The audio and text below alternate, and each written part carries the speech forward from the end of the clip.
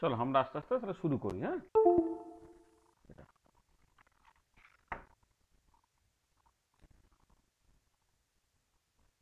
আচ্ছা দেখো, আজকে মোটামুটি তোমাদের বিএসসি সিলেবাসে যেটা ছিল তার ফটোকেমিস্ট্রি আজকে মোটামুটি লাস্ট ক্লাস।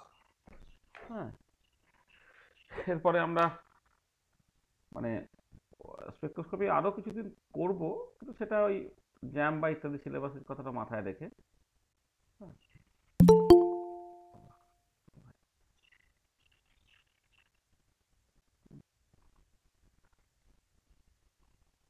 okay. মানে যেখানে তোমার ম্যাগনেটিক রেজোনেন্স স্পেকট্রোস্কোপিগুলো নিয়ে আলোচনা হবে আর কি। তাহলে আজকে এই ফটোকেমিস্ট্রির যে মানে মানে মলিকুলার স্পেকট্রোস্কোপি নাম দিয়ে লিখছি, কিন্তু এই মলিকুলার স্পেকট্রোস্কোপি এবং ফটোকেমিস্ট্রি দুটোকে একসাথে কাজ করা হচ্ছে। আমরা আগের দিনে তোমার ফটোকেমিক্যাল প্রসেসে কতগুলো জিনিস আলোচনা করেছিলাম। মানে আমরা একটা ফটোকেমিক্যাল রিয়াকশনে প্রাইমারি প্রসেস, সেকেন্ডারি প্রসেস ইত্যাদি বলে দুটো অন্তত এক্সাম্পল দিয়েছিলাম। একটা হচ্ছে 2HI থেকে হচ্ছে H2I2, আর একটা হচ্ছে H2Br2 বিলে 2HBr। এই রিয়াকশনের জন্য তার মেকানিজমটা লিখে সেখান থেকে কেমন করে কোয়ান্টাম ইল বা কোয়ান্টাম এফিসিয়েন্সির এক্সপ্রেশন বের করতে হয় আর কি, সেগুলোকে নিয়ে আমরা আগের দিন আলোচনা করেছিলাম। আর তার সাথে সাথে আমরা যেটা করেছিলাম সেটা হচ্ছে ফটোকেমিক্যাল ইকুইলিব্রিয়াম বলে একটা ব্যাপার আছে, সেইটাকে নিয়েও আলোচনা করা হয়েছিল। ফটো স্টেশনারি স্টেট বা ফটোকেমিক্যাল ইকুইলিব্রিয়াম, সেটা অ্যান্থ্রাসিনের ডাইমারাইজেশনটাকে এক্সাম্পল হিসেবে ধরে আমরা সেটাকে আলোচনা করে নিয়েছিলাম। আর আজকে আমাদের আর যে দু তিনটে জিনিস নিয়ে আলোচনা করতে চাইছি আর কি আমি, সেটা হচ্ছে এই যে মানে তোমার বলে নিই,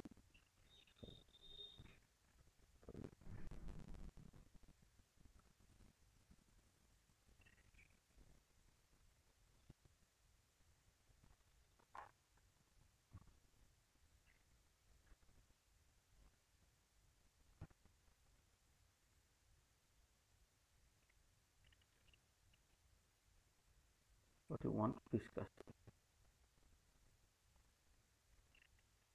আচ্ছা, আমরা মূলত তিনটে জিনিস নিয়ে আলোচনা করব। প্রথম আলোচনা করব ফটোসেন্সিটাইজড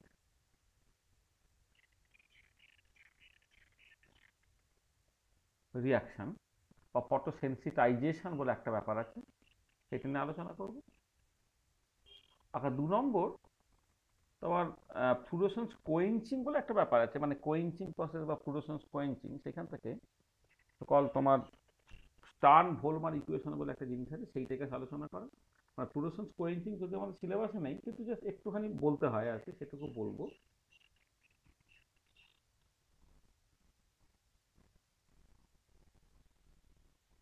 কোয়েঞ্চিং, সেখান থেকে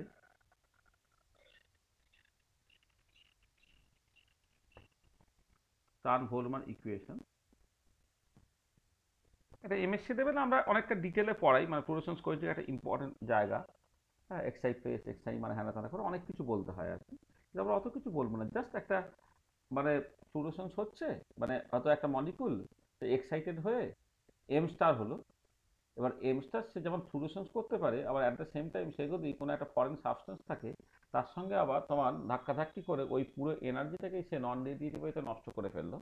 তাহলে যে বাইরের যে সাবস্টেন্সটা যে বেসিক্যালি ফ্লুরোসেন্সের এফিসিয়েন্সিটাকে কমিয়ে দিল, সেটা হচ্ছে ফ্লুরোসেন্স কোয়েঞ্চার, এবং প্রসেসটা হচ্ছে ফ্লুরোসেন্স কোয়েঞ্চিং। সেই কন্টেক্সটে টার্ন ভোলমান ইকুয়েশন যেটা, সেইটা একটুখানি আলোচনা করার দরকার আছে। আর তারপরে যেটা করব সেটা অ্যাকচুয়ালি সিলেবাসে উল্লেখ করা নেই, কিন্তু একটুখানি আমরা বলে নেব, সেটা হচ্ছে কেমোলুমিনেসেন্স বা কেমোলুমিনেসেন্স অনেক সময় বলা হয় আর কি, সেইটা নিয়ে কিছু কথাবার্তা বলে। এবং তার সঙ্গে সঙ্গে যদি কিছু নিউমেরিক্যাল প্রবলেম নিয়ে আমরা কথাবার্তা বলি তো বলবো। তাহলে এইটা করে আমরা মোটামুটি আন্ডার গ্রাজুয়েট লেভেলে যে ফটোকেমিস্ট্রি পার্টটা সেইটা আমরা শেষ করে দেবো। মলিকুলার স্পেকট্রোস্কোপি এবং ফটোকেমিস্ট্রি একটা লম্বা ডিসকাশন ছিল, সেই জায়গাটা আমরা মানে এবারের মতো জাস্ট দেখে দেবো। আর তারপরে আমি কিছু একটা অন্য একটা ক্লাসে তোমার তোমার ম্যাগনেটিক রেজোনেন্স স্পেকট্রোস্কোপি, যেমন ধরো এনএমআর, ইএসআর, ইপিআর, এইগুলো নিয়ে কিছুটা নিশ্চয়ই আলোচনা করতে হবে। এছাড়া আরও অনেক স্পেকট্রোস্কোপি আছে, সেই স্পেকট্রোস্কোপিগুলো আমাদের সবটা হয়তো মানে এখন মানে এক্ষুনি যে পড়ানো যাবে সেরকম না, কিন্তু এমএসসি স্টুডেন্ট যারা আছে তাদের জন্য স্পেকট্রোস্কোপি নিশ্চয়ই আরও বেশ কিছুটা আছে। মানে ফিজিক্যাল কেমিস্ট্রিতে একটা স্পেকট্রোস্কোপি পড়ানো হয়, তো তার সঙ্গে অর্গানিক কেমিস্ট্রিতে একটা পার্ট পড়াতে হয়, ইনঅর্গানিক কেমিস্ট্রির লোকের একটা পার্ট পড়ায়। সবটাই আমি পড়াবো সেরকম নয়, কারণ অর্গানিক স্পেকট্রোস্কোপিতে মূলত প্রিন্সিপাল স্টেপ থেকে বেশি ইম্পর্টেন্স হচ্ছে অ্যাপ্লিকেশন স্টুডেন্ট। ইনঅর্গানিকও তাই, কিন্তু ইনঅর্গানিকের প্রিন্সিপালসটার উপর একটু বেশি জোর দেওয়া হয়, যেটা অর্গানিকে প্রায় দেওয়াই হয় না। আর ফিজিক্যাল কেমিস্ট্রিতে মূলত আমরা প্রিন্সিপালসটাই বলছি। তো সেখানে সমস্ত স্পেকট্রোস্কোপি প্রিন্সিপাল আমরা বলে ফেললে তো আমাদের অনেক বেশি ক্লাস দিতে হবে। আমরা সেকেন্ড ফেজে হয়তো আরেকবার ফিরে আসতে পারি, ফিরে এসে মলিকুলার স্পেকট্রোস্কোপি, মানে এটা অন্য ক্লাস, এটা আন্ডার গ্রাজুয়েট ছেলেদের করার দরকার নেই, তাতে এই মলিকুলার স্পেকট্রোস্কোপি ক্লাসটা হয়তো আরও কন্টিনিউড হতে পারে, যেখানে আরও বেশ কিছু জিনিসপত্র নিয়ে আলোচনা হবে আর কি। মানে মূলত আমরা স্টার্টিং এর দিকটায় আমরা স্পেকট্রোস্কোপি যখন ইন্টু মানে মানে কি বলবো রোটেশনাল স্পেকট্রোস্কোপিতে আসার আগে যে সাধারণ কিছু ডিসকাশনের জায়গা ছিল, সেই ডিসকাশনগুলো আমরা খুব উপরে উপরে করেছি। সেই ডিসকাশনগুলো সবটাই কিন্তু অনেক ডিটেলে করার সুযোগ ছিল আর কি। সিলেকশনগুলোর ডেরিভেশন থেকে শুরু করে তোমার ব্রডেনিংটাকে নিয়ে খুব ডিটেলে আলোচনা করা, এইসবগুলো ছিল কিন্তু। হ্যাঁ, বা তোমার একটুখানি অঙ্ক টঙ্ক কষে তুমি ফ্রিকোয়েন্সি স্কেল থেকে কেমন করে টাইম স্কেলে নিয়ে যাচ্ছ, বা টাইম স্কেল থেকে ফ্রিকোয়েন্সি স্কেল নিয়ে যাচ্ছ, মানে ফুরিয়ার ট্রান্সফর্ম স্পেকট্রোস্কোপি তার অ্যাকচুয়ালি মানেটা কি, এসব নিয়ে কিন্তু অনেক কিছু কথাবার্তা বলার জায়গা আছে। হ্যাঁ, তো সেটা ওই এটা এটা আন্ডার গ্রাজুয়েট স্টুডেন্টদেরকে টার্গেট করে এই ক্লাসগুলোকে নেওয়া বলে সেখানে আমরা ওই খুব ডিটেলে ঢুকিনি, সিলেবাসটার মধ্যেই নিজেদেরকে রাখার চেষ্টা করেছিলাম। কিন্তু যদি এমএসসি লেভেলের স্পেকট্রোস্কোপি করতে হয় তাহলে কিন্তু মানে আরেকটু ডিটেলে নিশ্চয়ই বলার দরকার আছে। হয়তো তোমার মানে এমএসসিতে তোমার যেটা জেনারেল এমএসসি যেগুলো মানে মানে স্পেশালাইজেশন আগে আর কি, সেখানে হয়তো যা বললাম সেখান থেকে অনেকটা পার্ট তোমার হয়ে যেতে পারে। স্টিল মানে MSc spectroscopy time dependent perturbation theory করে সেখান থেকে ফেরমি গোল্ডেন রুল, সেখান থেকে সিলেকশন, এগুলোকে করা দরকার পড়ে। আর গ্রুপ থিওরি থেকে যারা গ্রুপ থিওরি ক্লাস করছে তারা নিশ্চয়ই অলরেডি বুঝতে আরম্ভ করেছো। আমরা আইআর স্পেকট্রোস্কোপি এবং রামান স্পেকট্রোস্কোপির কিছু সিলেকশন রুল বের করছিলাম from symmetry and group theory argument, সেখান থেকেও একটা তোমার স্পেকট্রোস্কোপি বোঝার দরকার আছে। মানে স্পেকট্রোস্কোপির আসলে বিভিন্ন অ্যাসপেক্ট থেকে বোঝার সুযোগ আছে। একটা সেমি ক্লাসিক্যালি যেমন আমি পড়ছি, এটা ব্যানোয়েলে যে টাইপের অ্যাপ্রোচ বা ব্যারোতে যে টাইপের অ্যাপ্রোচ, অঙ্ক টঙ্ক না করছে জাস্ট ব্যাপারটাকে করা। আর একটা তো কোয়ান্টাম মেকানিক্যাল অ্যাপ্রোচ আছে। হ্যাঁ, সেটা তো করাই যায়। আর একটা গ্রুপ থিওরিটিক্যাল অ্যাপ্রোচ আছে। আমরা বিভিন্ন জায়গা থেকে ব্যাপারগুলোকে আনবো। মানে অনেকদিন ক্লাস করে দেবে, সব অ্যাসপেক্ট থেকে জিনিসগুলোকে শেখা হয়ে যাবে। কিন্তু আবার বলছি যে আন্ডার গ্রাজুয়েট লেভেল সেমিস্টার 6-এ তাদের একটা মানে অল্প টাইম ফ্রেমের মধ্যে একটা সিলেবাসের একটা প্রপার সিলেবাস আছে, সেই সিলেবাসটাকে কভার করাটা আমাদের দরকার ছিল এখন। সেইটা মোটামুটিভাবে আজকের ক্লাসে আমাদের হয়ে যায়। তো আমরা শুরুটা করি তাহলে। প্রথম যে জিনিসটা নিয়ে আমরা শুরু করবো সেটা হচ্ছে ফটোসেন্সিটাইজ রিঅ্যাকশন।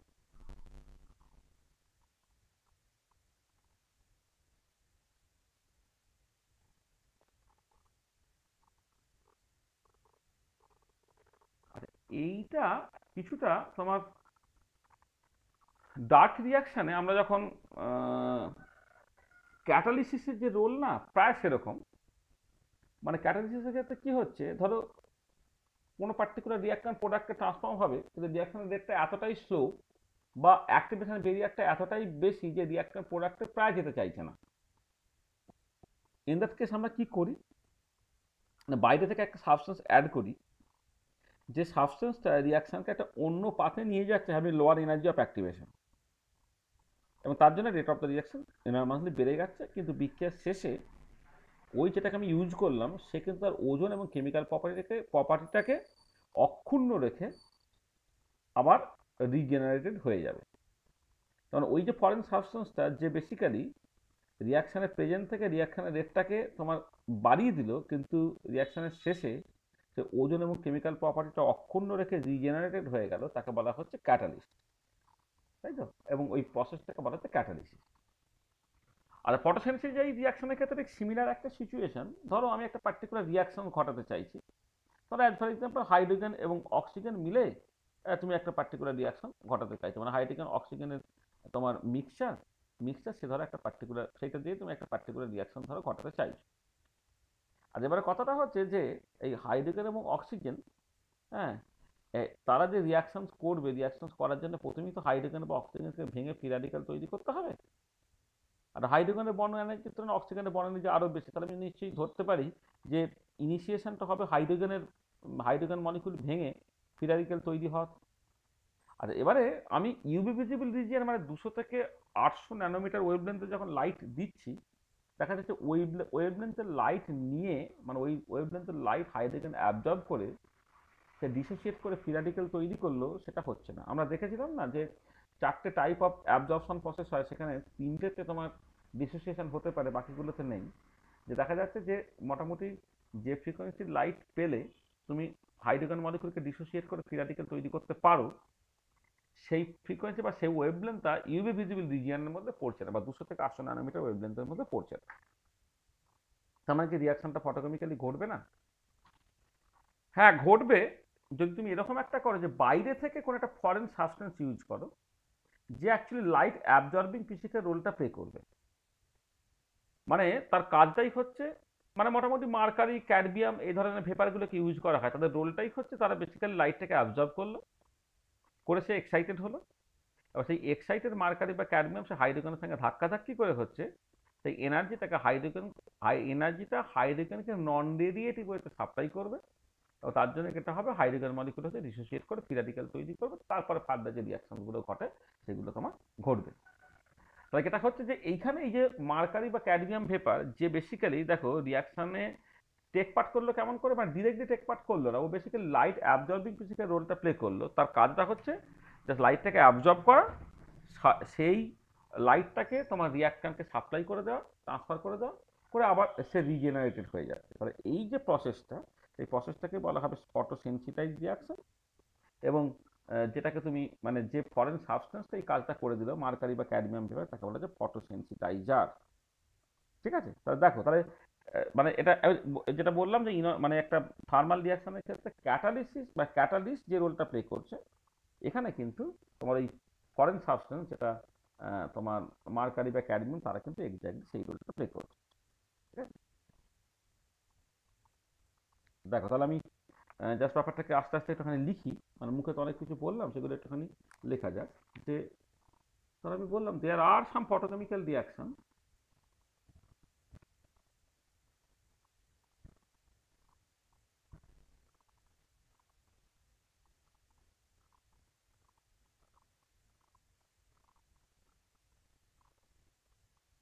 হ্যাঁ, দেয়ার আর সাম photochemical reactions which cannot take place, which cannot take place as the reactant molecules cannot absorb light in the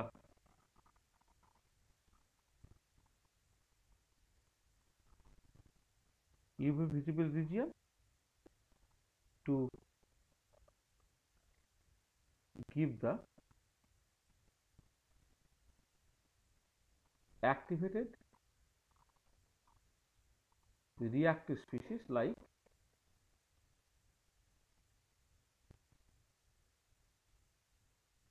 free radicals. কি বললাম, there are some photochemical reactions which cannot take place as a reactor molecules cannot absorb light in the UV visible region to give the activated reactive species like free radical, R free radicals তৈরি করতে পারছে না। ঠিক আছে? তাহলে কি করব? তাহলে in such situations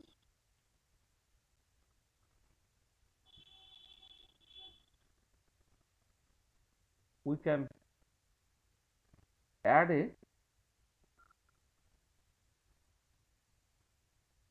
foreign substance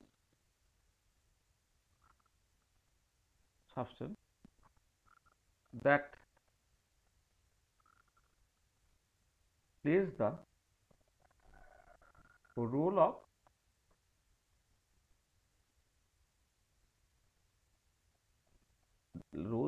that plays the role of light absorbing species। তার লাইট অ্যাবজর্বিং ফিজিক্যাল রোলটা কিন্তু প্লে করছে। In such situation we can add a foreign substance that plays the role, হবে টু হয়ে যাবে।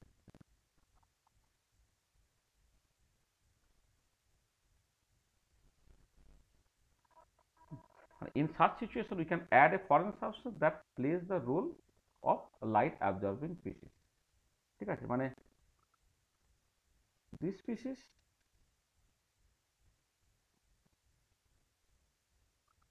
absorb light of suitable wavelength বলি, wavelength বা frequency যাই বলো, wavelength, and getting excited. This excited species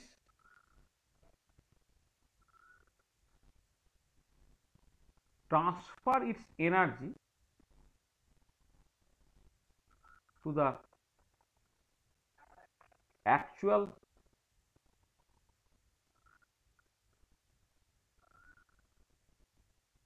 reactant such that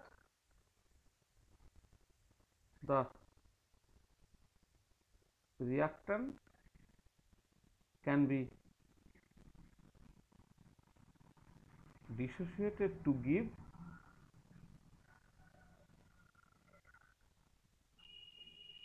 free radical. ঠিক আছে, এটা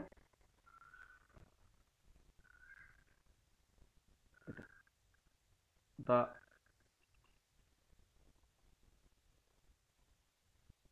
foreign substance is now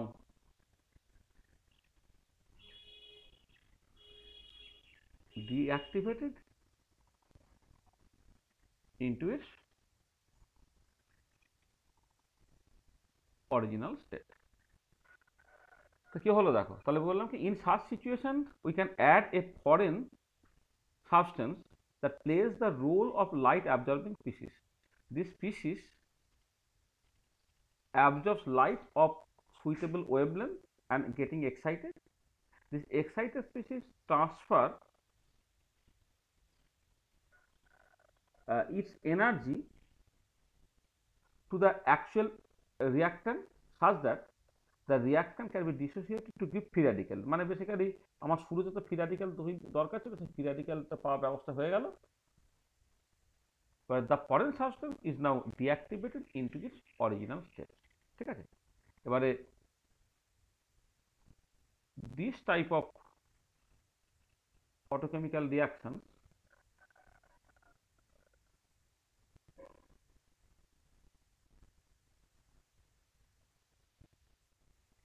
are called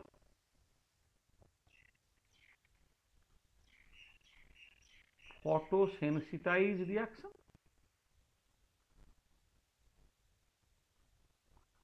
and the foreign substance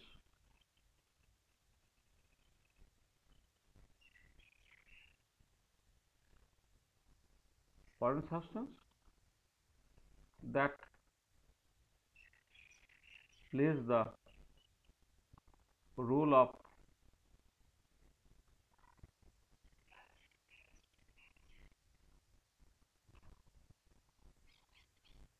light absorbing species and the foreign substance that plays the role of light absorbing species is called the photosensitizer.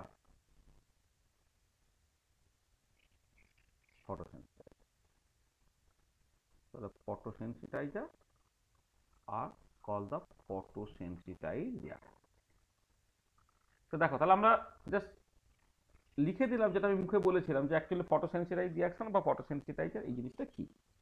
আচ্ছা, একটা example দেওয়া, ধরো তুমি কোন একটা রিয়াকশন কনসিডার করছো যেখানে তোমার ওই হাইড্রোজেন দিয়ে তোমার ইনিশিয়েটেড হচ্ছে কোন একটা রিয়াকশন তুমি কনসিডার করছো, সেটা তোমার হাইড্রোজেন অক্সিজেন মানে সঙ্গে হাইড্রোজেনের সঙ্গে অক্সিজেনের রিয়াকশন হতে পারে, হাইড্রোজেনের সঙ্গে কার্বন মনোক্সাইড রিয়াকশন করে হচ্ছে ফর্মালডিহাইড তৈরি হতে পারে, ইত্যাদি ইত্যাদি আর কি, এরকম প্রচুর তোমার রিয়াকশন থাকতে পারে, সেরকম নিয়ে জাস্ট আমি কথাবার্তা বলছিলাম। ঠিক আছে, আচ্ছা এবারে দেখো মানে এখানে যেটা কথা হচ্ছে যে হাইড্রোজেনের ক্ষেত্রে তোমার কন্টিনিউমটা অ্যাপিয়ার করে তোমার মোটামুটি হবে একটা ওয়েভলেন্থে, যার একটা পার্টিকুলার এনার্জিতে, যার জন্য যে ওয়েভলেন্থের লাইট লাগবে সেটা মোটামুটি হবে ওই 84.9 ন্যানোমিটারের মতো একটা লাইট থাকে। মানে ব্যাপারটা কীরকম বলি, যে আমি এক্সাম্পল দিই, আমি অনেকগুলো এক্সাম্পল দেবো, মানে একদম যে এক্সাম্পলটা খুব কমন সেটা প্রথমে দিই, তারপরে কিছু এক্সাম্পল তো আমরা অলরেডি দেখেছি। একটা এক্সাম্পল তো আমরা দেখেছি, যেটা হচ্ছে তোমার ওই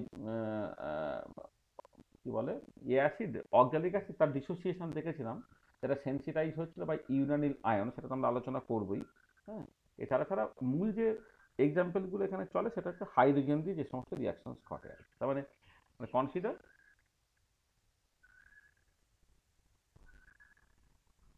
এ photochemical reaction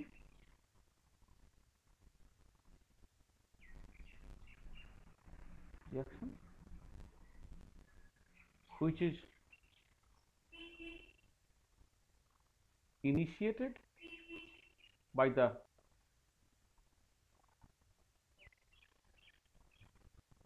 dissociation of H2। মানে এবারে হাইড্রোজেন সে ডিসোসিয়েট করে H2 তৈরি করবে। তো এটা তুমি যদি বলো হাইড্রোজেন সে অ্যাজিভ যেন একটা লাইট অ্যাবজর্ব করবে, করে তোমার H dot plus H dot তৈরি করবে। এটা তোমার স্টার্টিং পয়েন্ট আমার হতে চাইছে, মানে এইখান থেকে গল্পটা যা স্টার্ট হবে, এরকম একটা রিয়াকশন তুমি কনসিডার করছো।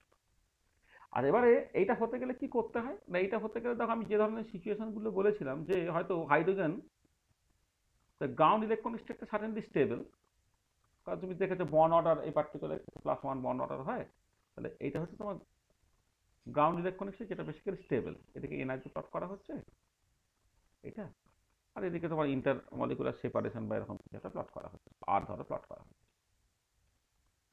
এর যে বিভিন্ন ভাইব্রেশনাল লেভেল ছিল সেইখানে শুধু মলিকুলটা ছিল, তাহলে এটা হচ্ছে তোমার একটা স্টেবল গ্রাউন্ড ইলেকট্রনিক স্টেট। আর এবারে এক্সাইটেড স্টেট সেটা তোমার মানে বিভিন্ন রকমের হতে পারে। মানে এক্সাইটেড স্টেটটা সেটা তোমার ধরো আমি জাস্ট সিম্পলি এটা হতে পারে, মানে তোমার ধরো আমি বলছি যে স্টেবল হতে পারে বা আনস্টেবল হতে পারে,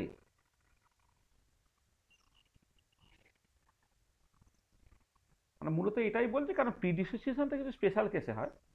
হাইড্রোজেন যেহেতু বেশ ছোট্ট মলিকুল, সেক্ষেত্রে ওই অনেক ইলেকট্রনিক স্টেট যাতে একে অপরকে ক্রস করে থাকবে, তার সম্ভাবনা নিশ্চয়ই অনেক কম হবে।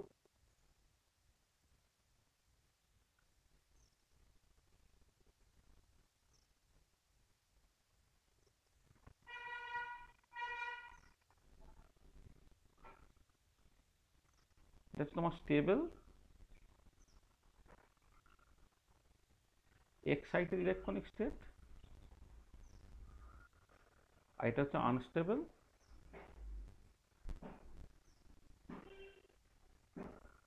এক্সাইটেড ইলেকট্রনিক স্টেট, এটা আবার স্টেবল গ্রাউন্ড ইলেকট্রনিক স্টেট ইত্যাদি। তো দেখো এবারে যদি ডিসোসিয়েশন হতে হয়, তাহলে এইখান থেকে ট্রানজিশনটা ঘটে কোথায় যাবে না, তোমার একদম কন্টিনিউয়াম পর্যন্ত চলে যেতে হবে। যদি শুধুমাত্র এক্সাইটেশন নয়, তোমার তো রিয়াকশনটা ঘটতে গেলে তোমার electronic excitation followed by dissociation হতে হবে। এইখানে যেতে হবে যে জায়গাটা কন্টিনিউয়াম আছে, অথবা এরকম একটা জায়গায় ধরো চলে যেতে হবে এটা। তবে কথাটা হচ্ছে যে সে যেভাবেই যাক না কেন, মানে মূলত এইটা হয়। হ্যাঁ, এবার এইখান থেকে মানে কন্টিনিউমে পৌঁছে ডিসোসিয়েট করতে গেলে এইখানে যে ওয়েভলেন্থটা তোমার লাগবে, ওয়েভলেন্থ 84.9 ন্যানোমিটার। 84.9 ন্যানোমিটার ওয়েভলেন্থের লাইট যদি তুমি দাও, তবেই কেবলমাত্র তোমার এই মানে electronic excitation followed by molecular ডিসোসিয়েশনটা ঘটবে। তারপর এটা দাঁড়াচ্ছে যে যে কন্টিনিউয়াম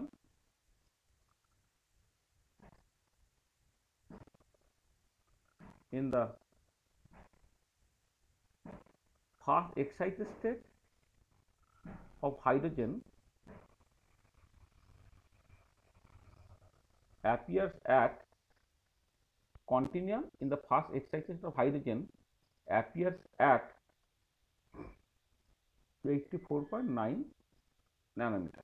তাহলে continuum of the fast excited state of hydrogen appears at 84.9 nanometer। তার মানে তোমাকে অন্ততপক্ষে 84.9 ন্যানোমিটার ওয়েভলেন্থ বা তার থেকে শর্টার ওয়েভলেন্থ, মানে ওয়েভলেন্থ কম মানে হচ্ছে এনার্জি বেশি, তাহলে অন্ততপক্ষে 84.9 ন্যানোমিটার ওয়েভলেন্থের লাইট বা তার থেকে শর্টার ওয়েভলেন্থের লাইট দিলে তবেই সে কন্টিনিউয়াম পর্যন্ত পৌঁছাবে এবং ডিসোসিয়েশনটা ঘটবে। তার মানে for dissociation, for electronic excitation followed by molecular dissociation, for electronic excitation, sorry, electronic excitation, for electronic excitation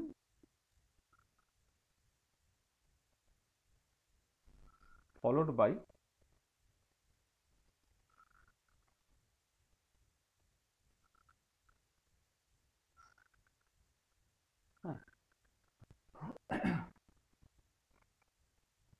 it requires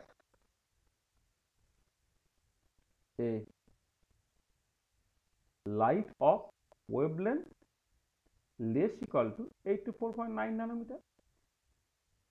তাহলে আমার তো যেটা হচ্ছে হাইড্রোজেন দিয়ে রিয়াকশন ঘটাতে গেলে প্রথমে তোমার ফ্রি র্যাডিক্যাল তৈরি হতে হবে, তার মানে জাস্ট শুধু ইলেকট্রনিক এক্সাইটেশন ঘটে গেলে হবে না, তো electronic excitation followed by molecular dissociation হতে হবে, তার মানে কন্টিনিউয়াম পর্যন্ত পৌঁছে যেতে হবে।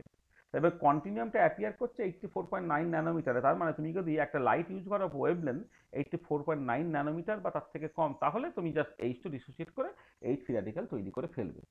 কিন্তু আনফর্চুনেটলি যেটা ব্যাপার হচ্ছে যে যে এই যে ওয়েভলেন্থ যেটা আমি বলেছি, এটা দেখো 200 থেকে 800 ন্যানোমিটার ওয়েভলেন্থের মধ্যে পড়ছে না।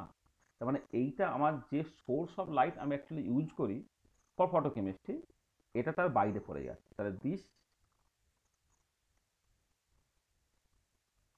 Wavelength is out of the range of wavelength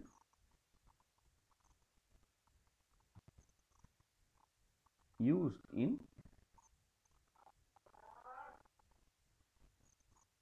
photochemistry। তাহলে আমি মানে আমি বেসিক্যালি 200 থেকে 800 ন্যানোমিটার ওয়েভলেন্থ ইউজ করব। হ্যাঁ, 200 থেকে 800 ন্যানোমিটার ওয়েভলেন্থ আমি জাস্ট বেসিক্যালি তোমার ইউজ করব, ঠিক আছে। আর তোমার এখানে লাগবে যে 84.9 ন্যানোমিটার, সেই ওয়েভলেন্থে আমার সোর্স নেই, তাহলে কি করা যাবে? তার মানে বেসিক্যালি ডিসোসিয়েশনটা ঘটছে না। আচ্ছা, এবারে কথাটা হচ্ছে যে যেটা মজার ব্যাপার হচ্ছে যে তুমি যদি bond dissociation energy of H2 সেটা দেখো, হাইড্রোজেনের যেটা বন্ড ডিসোসিয়েশন এনার্জি সেইটা তোমার মোটামুটিভাবে হচ্ছে ক্যালোরিতে করলে হচ্ছে 103.2 কিলো ক্যালোরি পার মোল।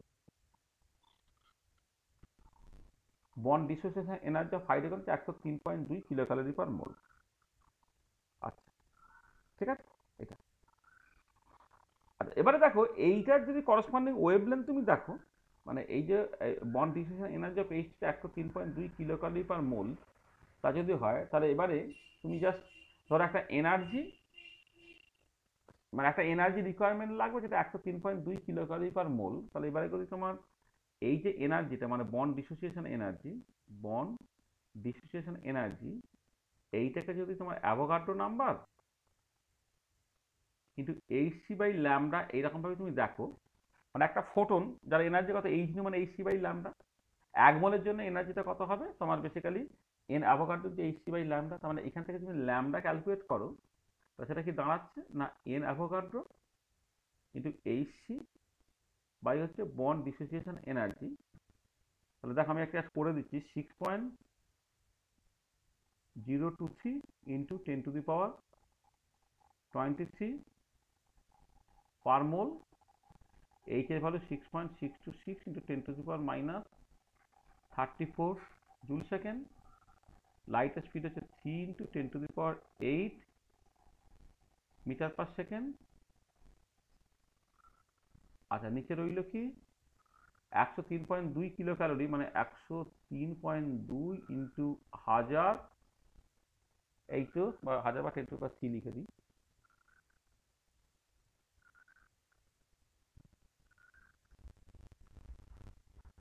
আচ্ছা, 10⁻³ এটা হচ্ছে ক্যালোরি হলো।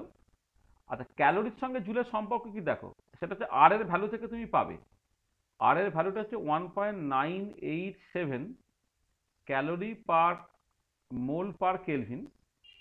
এটাই হচ্ছে তোমার 8.314 জুল পার মোল পার কিলো, মানে ইউনিভার্সাল গ্যাস কনস্ট্যান্ট আর এর ভ্যালু এটা, মানে 1 ক্যালোরি মানে কত, 1 ক্যালোরি মানে হচ্ছে এখান থেকে 8.314 ডিভাইড বাই 1.987 জুল, এবং এটা তোমরা জানো কত বলো তো, এই অ্যাপ্রক্সিমেটলি 4.18 জুলের মতো হয়। মানে এটা যাকে মানে এটা লোকের মুখস্থ থাকে, অথবা কখনো যদি ভুলে যাও তুমি, তাহলে তুমি আর এর ভ্যালু থেকে জিনিসটাকে বের করে ফেলতে পারবে আর কি। তার মানে আমি এটা অ্যাপ্রক্সিমেটলি লিখলাম, অ্যাপ্রক্সিমেটলি 4.18, বা কেউ কেউ 4.2 লেখে, তাহলে এটা হচ্ছে 4.18, তাহলে ওভারঅল জুলে হয়ে গেল এটা ক্যালোরিটা, এটা এটা। আচ্ছা, এবারে এইটা একটা রাফলি ক্যালকুলেট করে আমার বলো তো ল্যামডাটা কত হচ্ছে, বলো কেউ একজন। আমার একটা ক্যালকুলেটর ইউজ করো, আমি জাস্ট এইটুকু আমাকে করে দাও। ঘরেই তো আসো, ক্যালকুলেটর নাও, ক্যালকুলেটর নিয়ে আমায় বলে দাও এটা কত হচ্ছে।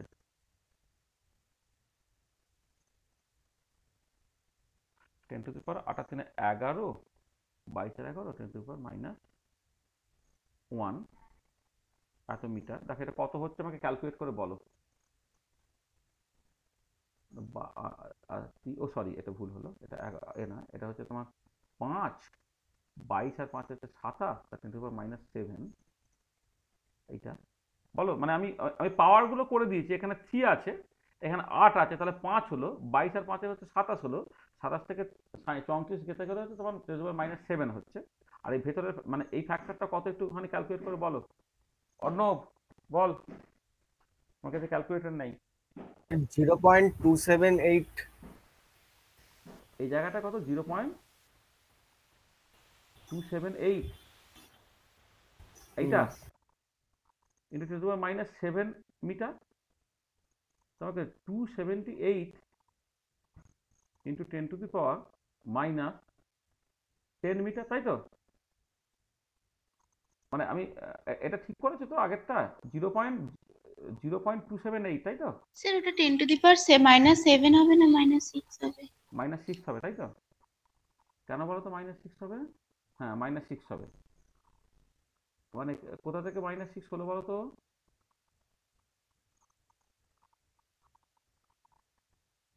মানে এটা 10 টু দি পাওয়ার 3 আছে, তাই তো? 3 আর হ্যাঁ 8, স্যার। তাহলে 5 হলো, তাহলে 22 আর 5 27 হলো, 27 থেকে 34 করলে কত হয়? মানে মানে এখান থেকে কোনো একটা 10 কিছু একটা নিয়ে নিয়েছো বলছো নাকি? 0.278, মানে এইটার মতোই আসছে ওখানে। এই পাওয়ারটা কত? ও আমি আচ্ছা, ও সরি সরি, এটা এটা এটা এটা স্যার এটা 33 22, মাইনাস হ্যাঁ 30। হ্যাঁ ঠিকই ঠিকই, এটা 22-এর মতো আমার লেখা হয়ে গিয়েছিল গো। ও এটা তো 23, সরি সরি, ঠিকই বলেছো, ঠিকই বলেছো, একদমই ঠিক কথা, ঠিক আছে।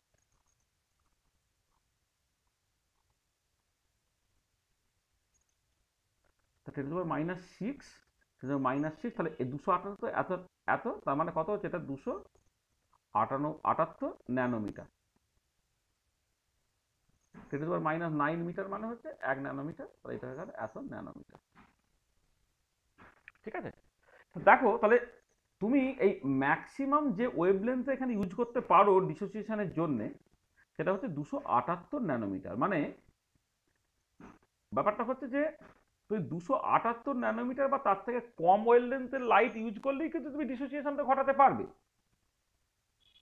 মানে বন্ড ডিসোসিয়েশন এনার্জিটা তো 103.2 কিলো ক্যালোরি পার মোল মাত্র। তা যদি হয় তাহলে তুমি এখান থেকে ক্যালকুলেট করে দেখতে পাচ্ছ যে একটা লাইট যার ওয়েভলেন্থটা যার 278 ন্যানোমিটার বা তার থেকে কম, তার সঙ্গে অ্যাসোসিয়েটেড এনার্জিটাই কিন্তু যথেষ্ট হাইড্রোজেন মলিকুলকে ডিসোসিয়েট করার জন্য। আমি বোঝাতে পারছি কি, যে বন্ড ডিসোসিয়েশন এনার্জি যদি এটা হয়, তাহলে সেখান থেকে আমি দেখতে চাইছি যে ল্যামডার ম্যাক্সিমাম ভ্যালু কত হতে পারে যাতে করে হাইড্রোজেন মলিকুলটা ডিসোসিয়েট করবে, এবং সেটা কত, 278 ন্যানোমিটার। তার মানে যেটা কথা হচ্ছে যে হাইড্রোজেন মলিকুলকে ডিসোসিয়েট করে কিনা যতটুকু এনার্জি লাগে, তোমার 278 ন্যানোমিটার বা তার থেকে শর্টার ওয়েভলেন্থের যে কোনো লাইটেই কিন্তু সেই এনার্জিটা থাকছে। এবারে প্রবলেমটা কোথায় হলো দেখো, তুমি এইখানে ব্যবহার করছো, মানে এইখানে তুমি এই যেটা কথা হচ্ছে যে তুমি এই যে ডিসোসিয়েশনটা করবে ইলেকট্রনিক্যালি এক্সাইটেশনে যাওয়ার পরে তুমি জাস্ট ভাবছো, সেটা তো অনেক বেশি এনার্জি। মানে দেখো 84.9 ন্যানোমিটার ওয়েভলেন্থ মানে হচ্ছে ওয়েভলেন্থের লাইট, মানে তার সঙ্গে অ্যাসোসিয়েটেড এনার্জিটা অনেক অনেক বেশি, মানে যেখানে আমার লাগবে মাত্র 278 ন্যানোমিটার ওয়েভলেন্থের লাইট, সেখানে এখানে কিন্তু লাগছে, মানে আমি এখানে ইলেকট্রনিক্যালি এক্সাইটেড হয়ে যদি ডিসোসিয়েট করতে হয় তার জন্য কিন্তু অনেক অনেক শর্টার ওয়েভলেন্থের লাইট লাগছে। তাহলে আমি ওই ঝামেলার মধ্যে যাব না। আমি যদি করতে পারি যে এই এই এর করসপন্ডিং এনার্জিটাকে অ্যাজ এ ভায়া হিট আমি দিয়ে দিতে পারি, মানে 278 ন্যানোমিটার ওয়েভলেন্থের ফোটন তার সঙ্গে যে অ্যাসোসিয়েটেড এনার্জি, সেই এনার্জিটা অ্যাজ এ ফোটন হিসেবে না দিয়ে যদি আমি জাস্ট কোনোভাবে হিট হিসেবে দিয়ে দিতে পারি, হ্যাঁ, তাহলে আমার কাজ হয়ে যাবে। ঠিক আছে, কিন্তু আমি কাজটাকে হিট দিয়ে করতে চাইছি না, লাইট দিয়েই করতে চাইছি। তো লাইট দিয়ে যদি করতে হয়, মানে দেখো ডিসোসিয়েশন তো গ্রাউন্ড স্টেটেও ডিসোসিয়েশন করতে পারে হাইড্রোজেন মলিকুল, এবং যেটা হচ্ছে আমরা যখন bond dissociation energy just calculate করি, সেটা থার্মালি তো H2 মলিকুলকে ডিসোসিয়েট করি, হোমোলাইটিক ফিশন করে সেখান থেকে বন্ড ডিসোসিয়েশন এনার্জি বের করি, এবং সেটা অবশ্যই ইলেকট্রনিক্যালি গ্রাউন্ড স্টেটে। তাহলে ইলেকট্রনিক্যালি গ্রাউন্ড স্টেটে করে তুমি ডিসোসিয়েশনটা ঘটাতে চাইতে, মানে আমি যেটা বলতে চাইছি সেটা হচ্ছে, দেখো যে তোমার ডিসোসিয়েশন ঘটার জন্য যদি লাইট দিয়ে কটাতে হয় তাহলে ইলেকট্রনিক্যালি এক্সাইটেড স্টেটে যাবে, তার কন্টিনিউমে পৌঁছালে তবে তার ডিসোসিয়েশনটা ঘটবে। কিন্তু যা যদি কেউ যদি মনে করে যে না, he is interested to dissociate the molecule even in the ground state, তাহলে সে কি করবে, সে বেসিক্যালি এই তো তোমার ছিল ডিসোসিয়েট করার জন্য কি জাস্ট এইটুকু পাঠিয়ে দিলে তাকে ডিসোসিয়েশন ঘটে যেতে পারে, যেটা আমরা এইভাবে করি আর কি। মানে এই যে এনার্জিটা, এইটাই তো তোমার basically equilibrium bond dissociation energy, তাহলে ইকুইলিব্রিয়াম নয়, মানে এটা গ্রাউন্ড মানে 0 point corrected bond dissociation energy, এটা হচ্ছে 0 point corrected bond dissociation energy. আর একদম নিচ থেকে যদি তুমি ধরতে, এইটা এটা হচ্ছে তোমার ইকুইলিব্রিয়াম বন্ড ডিসোসিয়েশন এনার্জি। তাহলে জাস্ট গ্রাউন্ড স্টেটে যদি তুমি ডিসোসিয়েশন করতে চাও, তা তোমার এইটুকু এনার্জি দিয়েই চলছে। তার বদলে তুমি এখানে কি ভাবছো, যখন লাইট দিয়ে ব্যাপারটাকে করার চেষ্টা করছো, ইলেকট্রনিক্যালি এক্সাইটেড স্টেটে গিয়ে তুমি ডিসোসিয়েট করতে চাইছো, তার জন্য তোমার অনেক বেশি এনার্জি লাগছে, মানে অনেক শর্টার ওয়েভলেন্থের লাইট লাগছে। কিন্তু তুমি দেখতে পাচ্ছ যে যা শুধুমাত্র যদি এইটুকু এর করসপন্ডিং এনার্জিটাকে সাপ্লাই করে দেওয়া হয় থার্মালি, কারণ ইলেকট্রনিক্যালি এক্সাইটেড করবো না, থার্মালি, তাহলে কিন্তু ডিসোসিয়েশনটা ঘটে যেতে পারে। ঠিক আছে, তাহলে আমরা এই কাজটাকে করি। তাহলে আমরা কি করছি, আমরা যেটা করতে পারি সেটা হচ্ছে, এক কাজ করো, তুমি একটা ফরেন সাবস্টেন্স ইউজ করো, ধরো মানে আচ্ছা একটা কিন্তু কথা হচ্ছে যে হাইড্রোজেন মলিকুল সে কিন্তু এই ফোটনে অ্যাবজর্ব করতে পারছে না, আর আগের ফোটনটাকে অ্যাবজর্ব করতে পারতো, কিন্তু সেই ওয়েভলেন্থের লাইটই আমার কাছে নেই।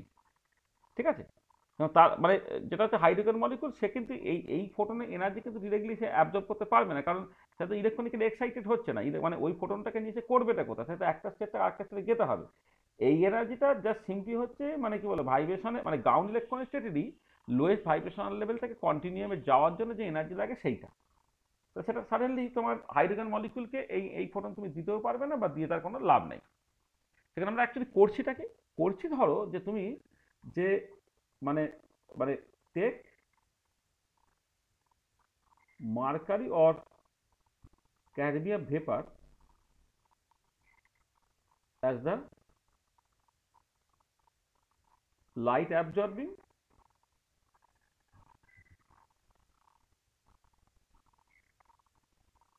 Foreign substance. Light absorbing foreign substance হিসেবে তুমি কি করবে না, তুমি মার্কারি বা ক্যাডমিয়াম ভেপারকে ইউজ করো। আচ্ছা, যেটা হচ্ছে সেটা হচ্ছে এরকম, মার্কারি সে কিন্তু একটা ফোটন অ্যাবজর্ব করলো, করে মার্কারি তোমার কি হলো না এক্সাইটেড স্টেটে গেল। আচ্ছা, এবার যে ওয়েভলেন্থের লাইট সে বেসিক্যালি অ্যাবজর্ব করছে সেটা কত, এটা বেসিক্যালি 253.7 ন্যানোমিটার ওয়েভলেন্থের লাইট অ্যাবজর্ব করে। সবসময় মার্কারি মানে আসলে সব কিছু লাইটের সোর্সের ব্যাপার আছে, তো মার্কারি সে 254 বা 253.7 ন্যানোমিটার ওয়েভলেন্থের লাইট নিয়ে সে বেসিক্যালি এক্সাইটেশনে যাচ্ছে। আর এবারে তুমি যদি just energy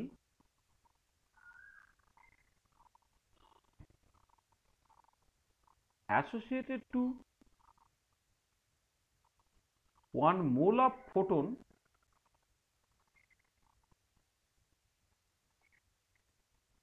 of wavelength lambda equal to 253.7 nanometre তুমি যদি নাও, মানে energy associated to 1 mole of photon of wavelength lambda equal to 253.7 nanometre যদি তুমি নাও, তো সেই এনার্জিটা কত হয় জানো তো? তুমি জাস্ট ওই রকমভাবে ক্যালকুলেট করবে, মানে জাস্ট অ্যাভোগাড্রো নাম্বার কিন্তু এই সি বাই ল্যামডা, এখানে জাস্ট এই ল্যামডার জায়গায় 253.7 তুমি বসাবে, বসালে এই ভ্যালুটা বেরোয় মোটামুটিভাবে অ্যাপ্রক্সিমেটলি করে দেখবে। 112 কিলো ক্যালোরি পার মোল এরকম একটা ভ্যালু বেরোবে। মানে খুব এক্সপেক্টেড, মানে তুমি মোটামুটি আন্দাজে একটা ক্যালকুলেশন করে বুঝতে পারো যে যদি 278 ন্যানোমিটার ওয়েভলেন্থের লাইট করসপন্ড করে 103 কিলো ক্যালোরি, তো তার থেকে 6টা ওয়েভলেন্থের লাইট মানে আরও বেশি এনার্জি জাস্ট মানে তার সঙ্গে অ্যাসোসিয়েটেড থাকবে, এবং সেটা ক্যালকুলেট করে দেখবে। এটা তোমাকে হোমওয়ার্ক হিসেবে দিচ্ছি।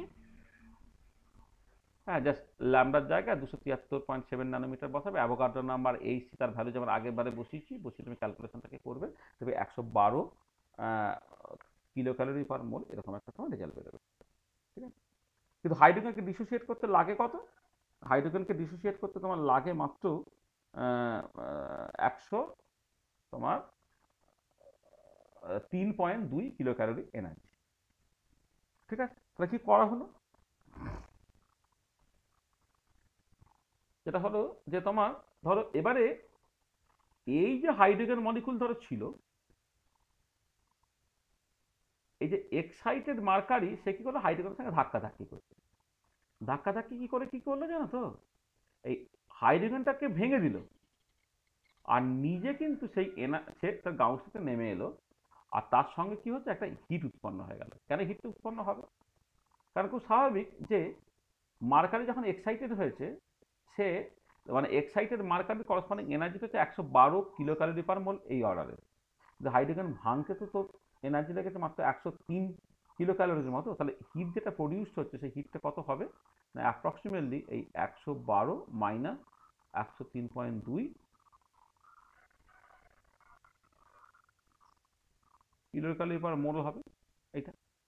মানে দেখো এই মোটামুটিভাবে তোমার যদি 8 করো এখানে, আর এখানে 8 মানে 4 হয়ে গেল, 4 থেকে 12 মানে 8, এই 8.8 কিলো ক্যালোরি পার মোল, মানে একটা হিট উৎপন্ন হচ্ছে, সেটা 8.8 কিলো ক্যালোরি পার মোলের মতো। তার মানে কি হলো, যেটা হচ্ছে যে মার্কারি সে বেসিক্যালি তোমার মানে আচ্ছা যেটা বললাম যে হাইড্রোজেন মলিকুল সরাসরি ফোটনটাকে অ্যাবজর্ব করলো না বা লাইটটাকে অ্যাবজর্ব করলো না, তার বদলে যেটা হলো মার্কারি ফোটনটাকে অ্যাবজর্ব করে বা লাইটটাকে অ্যাবজর্ব করলো, তার সঙ্গে অ্যাসোসিয়েটেড এনার্জি আছে, সেটা 112 কিলো ক্যালোরি পার মোল, মানে 253.7 ন্যানোমিটার ওয়েভলেন্থের লাইট সে অ্যাবজর্ব করছে, করে সে এক্সাইটেড হচ্ছে।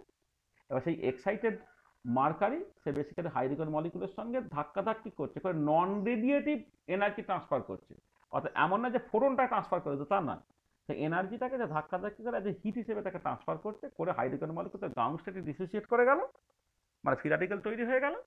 মানে ফ্রি র্যাডিক্যালটা ডটগুলো জাস্ট দেওয়া হয় না, মানে ফ্রি র্যাডিক্যাল তৈরি হয়ে গেল, আর মার্কারি দেখো তার গ্রাউন্ড স্টেটে নেমে চলে এলো, আর ডিফারেন্স অ্যামাউন্টটা তোমার বেসিক্যালি হিট হিসেবে তুমি পেলে।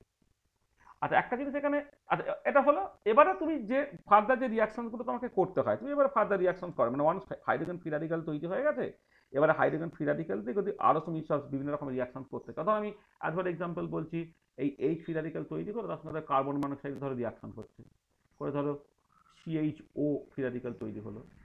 তারপর হতে পারে তোমার এই যে সিএইচও ফ্রি র্যাডিক্যাল, সে আবার একটা এইচটার সঙ্গে রিয়াকশন করে তোমার ধরো এইচ সিএইচও প্লাস এইচ তৈরি করছে, অথবা দুটো ফ্রি র্যাডিক্যাল মানে সিএইচও তারা জুড়ে গিয়ে হচ্ছে এটা তৈরি করছে, এক্সেট্রা বিভিন্ন রকমের রিয়াকশন তোমার করছে। মানে এগুলো তোমার মানে প্রোপাগেশন স্টেপ আর কি, প্রোপাগেশন অ্যান্ড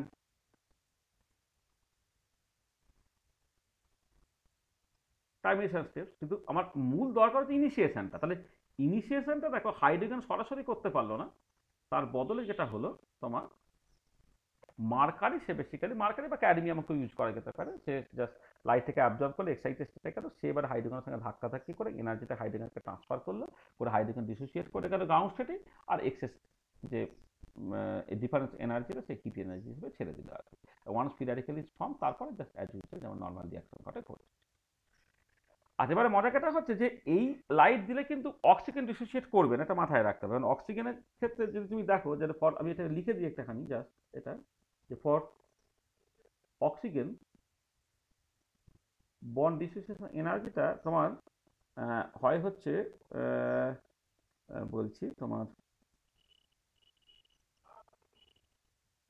অক্সিজেনের বন্ড ডিসোসিয়েশন এনার্জি হচ্ছে তোমার 117.2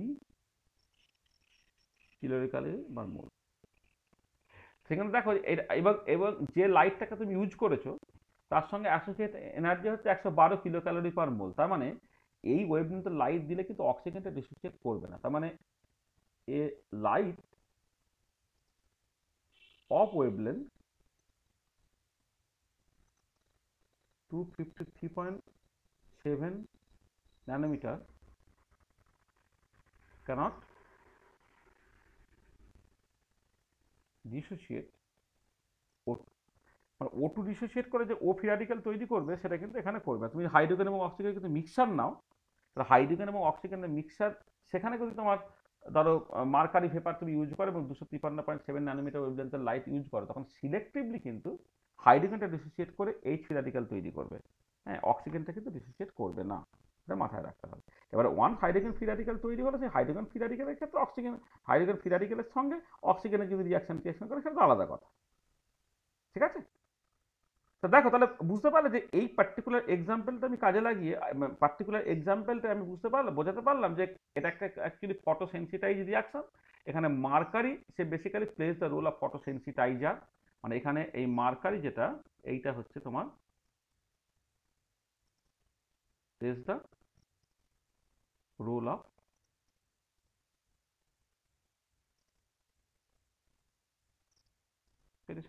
photosensitiser. Mercury plays the role of photosensitiser. ঠিক আছে, বুঝতে পেরেছো এটা?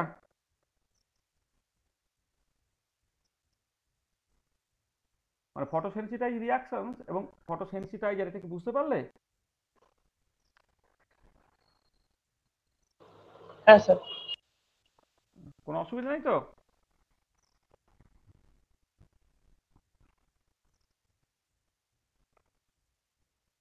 তো আরেকটা এক্সাম্পল ধরো, স্যার এখানে এইচডি যারা আর কি কি নেওয়া যেতে পারে? ক্যাডমিয়াম নেওয়া যেতে পারে। মার্কারি ক্যাডমিয়াম মানে হাইড্রোজেন দিয়ে যখন রিয়াকশন করে তখন মোটামুটিভাবে মার্কারি ক্যাডমিয়াম এদেরকে ইউজ করা হয়। ঠিক আছে? আর অন্য রিয়াকশনের ক্ষেত্রে কিন্তু অন্য কাউকে ইউজ করা যেতে পারে। যেমন ধর আমি জাস্ট বলছি যে photo dissociation of oxalic acid, photo dissociation of oxalic acid sensitized by UO2 2+।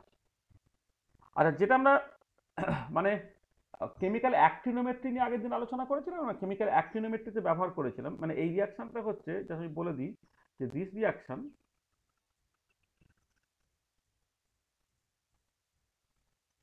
is used in chemical অ্যাক্টিনোমেট্রিতে এই রিয়াকশনটা ব্যবহৃত হয়। এখানে কি করা হয় বলো তো? তোমার তো মনে আছে UO2 2+ একটা সুইটেবল ফ্রিকোয়েন্সি লাইট অ্যাবজর্ব করলো, করে যেটা হলো UO2 2+ সে এক্সাইটেড হলো। ঠিক আছে, এটা এক্সাইটেড হয়ে গেল। আচ্ছা, এবারে তোমার UO2 2+ এই যে এক্সাইটেড ছিল সে কি করছে না, সে হচ্ছে তোমার অক্সালিকের সঙ্গে ধাক্কাধাক্কি করছে। ধাক্কাধাক্কি করে কি হলো, UO2 2+ সে গ্রাউন্ড স্টেটে নেমে চলে এলো, আর carbon monoxide plus carbon dioxide plus তোমার জল তৈরি করলো। এটা এই হচ্ছে ওভারঅল রিয়াকশন। এই হচ্ছে রিয়াকশনটা। এবার ওভারঅল রিয়াকশনটা যদি করো, দেখো UO2 2+টা আর UO2 2+টা তোমার কেটে চলে যাবে, UO2 2+, জাস্ট কেটে চলে যাবে। বেসিক্যালি অক্সালিক অ্যাসিড ডিসোসিয়েট করে কার্বন মনোক্সাইড, কার্বন ডাইঅক্সাইড এবং জল তৈরি করলো এইটা। ঠিক আছে, তাহলে ফটো ডিসোসিয়েশন হলো। হ্যাঁ, কিন্তু দেখো এই ফটো ডিসোসিয়েশনে তোমার এখানে কিন্তু এই ইউরাইল আয়ন সে বেসিক্যালি তোমার ওই রোল প্লে করছে, মানে ফটোসেন্সিটাইজারের রোলটা হচ্ছে তোমার প্লে করছে। আর এখানে যেটা ইম্পর্টেন্ট যে মানে UO2 2+ plays the role of photosensitizer। UO2 2+ plays the role of photosensitizer। ঠিক আছে, ঠিক আছে। আর আরেকটা ভীষণ ইম্পর্টেন্ট এক্সাম্পল, সেটা হচ্ছে তোমার ফটোসিনথেসিস। ফটোসিনথেসিসে মানে বেসিক্যালি যেটা হয় যে কার্বন মনোক্সাইড এবং জল মিলে তোমার বেসিক্যালি গ্লুকোজ এবং অক্সিজেন তৈরি হচ্ছে, সেখানে chlorophyll plays the role of photosensitiser. তাহলে in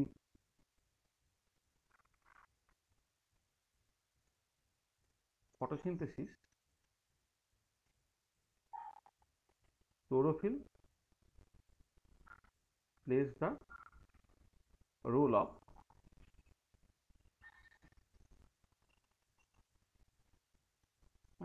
in photosynthesis, chlorophyll plays the role of photosensitizer। ব্যাপারটা কিরকম না, তুমি জাস্ট আমি এই রিয়াকশনটা এরকম বলছি, মানে আচ্ছা এমনি থেকে এটা হয় আর কি, যে তোমার ক্লোরোফিল সে বেসিক্যালি লাইট অ্যাবজর্ব করে। আমি আচ্ছা অত ডিটেলে জিনিসগুলো জানিও না, বলছিও না, মানে প্রত্যেকটা স্টেপে ক্লোরোফিল সে বেসিক্যালি একটা লাইট অ্যাবজর্ব করে। আচ্ছা ক্লোরোফিল মোটামুটি হবে ওই 6000 থেকে বা 600 থেকে এই 700 ন্যানোমিটার, মানে ভিজিবল রিজিয়নের মধ্যে 600 থেকে 700 ন্যানোমিটার ওয়েভলেন্থ যে জায়গাটা আর কি, সেই ওয়েভলেন্থের লাইটটা বেসিক্যালি সে অ্যাবজর্ব করে। ক্লোরোফিল গাছে সবুজ পাতায় থাকে, ক্লোরোফিল সে বেসিক্যালি এক্সাইটেড হলো, আর এই এক্সাইটেড ক্লোরোফিলের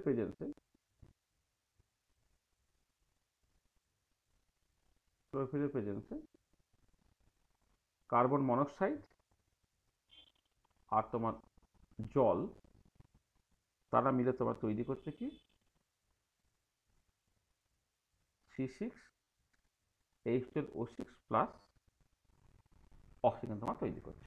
আর এবারে এখানে তো এটা করলে তোমার ব্যালেন্স ট্যালেন্স সব করার ব্যাপার আছে না, এখানে কত করতে হবে, 6 করতে হবে নাকি, 6, এটাও 6 নাকি,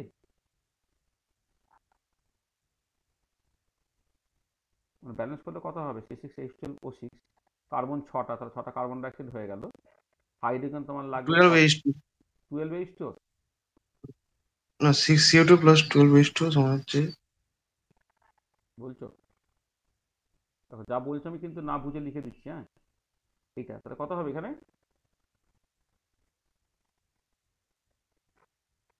CO2 দিতে হবে হুম ওখানে। ঠিকই আছে স্যার, ঠিকই আছে। না কি আছে বলো বলো বলো, বলে দাও, আমি আমার মাথা খাটাবো আর কি। স্যার প্রোডাক্টে CO2 হবে স্যার ওটা। CO2 হবে, হ্যাঁ স্যার, তাহলে ওটা কি করে হলো তাহলে, তাহলে এখানে কার্বনের না সংখ্যা, হাইড্রোজেন কি হবে,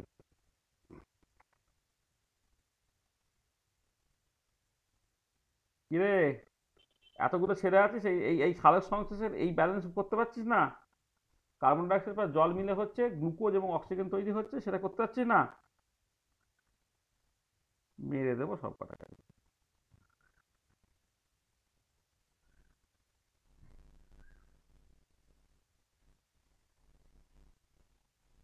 পাগলা কথা।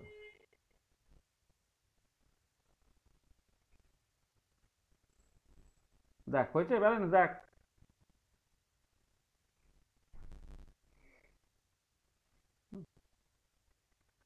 তো দেখো তো কার্বন ডাইঅক্সাইড এবং জল মিলে তোমার বেসিক্যালি গ্লুকোজ তৈরি হলো, তাকে এই যে করসপন্ডিং যে রিয়াকশনটা, সেটা কিন্তু একটা ফটোসেন্সিটাইজ রিয়াকশন, যেখানে chlorophyll plays the role of photosensitiser. এবারে একটা কমপ্লিকেটেড মেকানিজম আছে, সেই কমপ্লিকেটেড মেকানিজম সব বায়োলজি বইয়ে টই সব থাকে টাকে, তোমরা সব দেখে যেতে করছে আর কি। হ্যাঁ,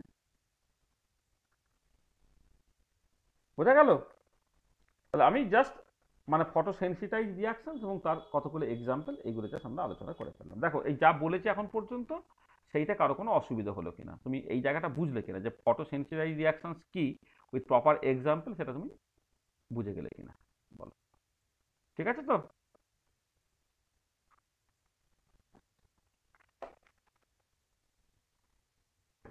স্যার বুঝতে পেরেছি। আচ্ছা নেক্সট যেটা আমরা করব সেটা হচ্ছে যে আমি ফ্লুরোসেন্স কোয়েঞ্চিং নামটাকে দিচ্ছি বটে, কিন্তু কোয়েঞ্চিং অনেক ডিটেল, সেটাকে নিয়ে পুরো একটা ক্লাস ব্যবহার করা যেতে পারে, কিন্তু কোয়েঞ্চিংটা তোমাদের সিলেবাসে নেই বলে, মানে আন্ডার গ্রাজুয়েটের সিলেবাসে নেই বলে আমি ডিটেলসটাকে করছি না, কিন্তু এমএসসি ছেলেদের এটা জানার দরকার আছে, তাদের জন্য আমি শুধু ফ্লুরোসেন্স কোয়েঞ্চিং নিয়ে একটা আলাদা ক্লাস তোমাদের দেবো। তো জাস্ট আমি হেডিংটা এইরকমভাবে যদিও দিচ্ছি,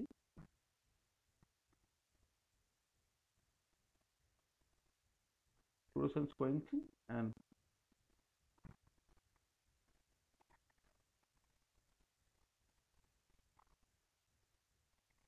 চান ভোলমার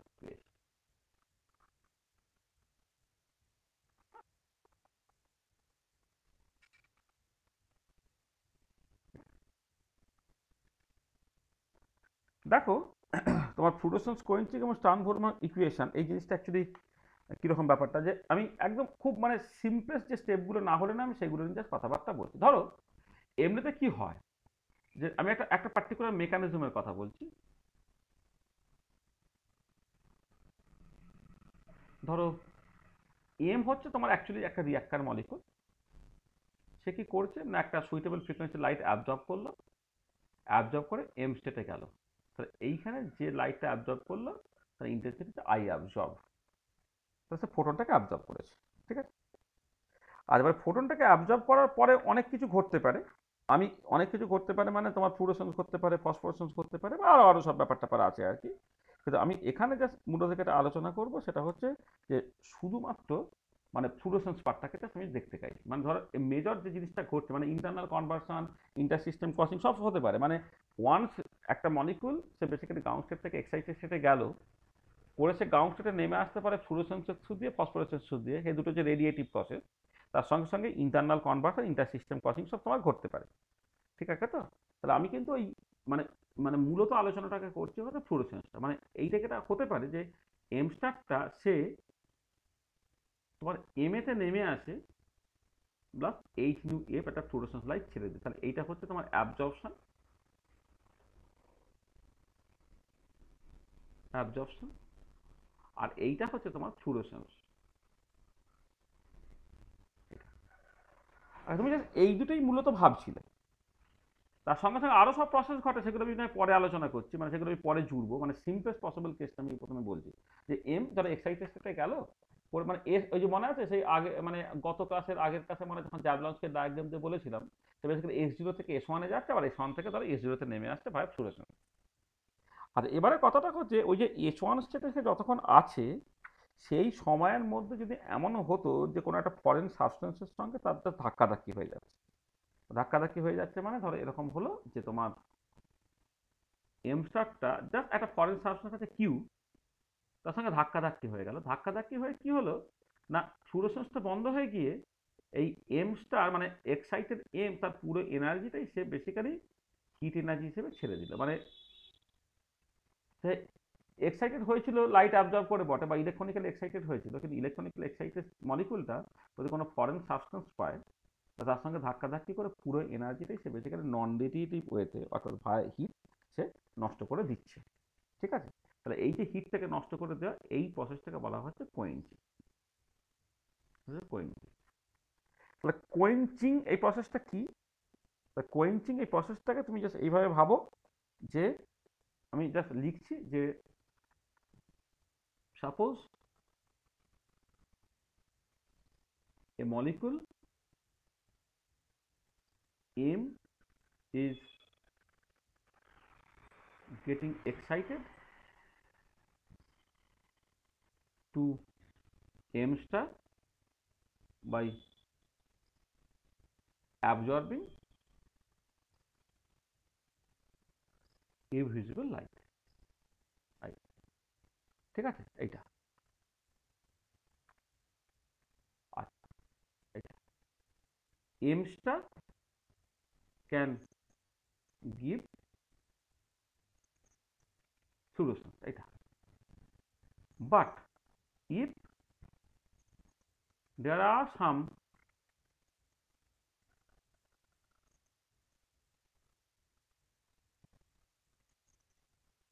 foreign substance Q, if there are some foreign substance Q, then there may be a collision between M star and Q, এইটা এইটা। এবার M star can ট্রান্সফার বা এম স্টার ক্যান ডিকে বলতে পারো, মানে ধাক্কাধাক্কির জন্য আর কি। আচ্ছা, as a result of this collision, sorry, as a result of this collision, M star can lose all of its energy by heat. Consequently,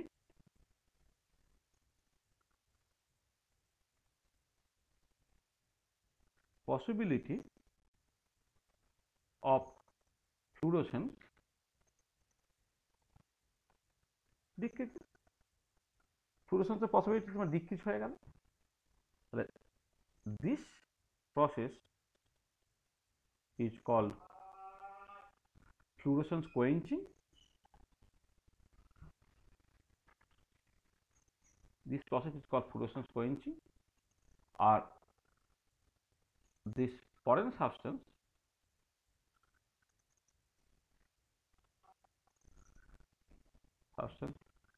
Q that is responsible for quenching is called the fluorescence quencher.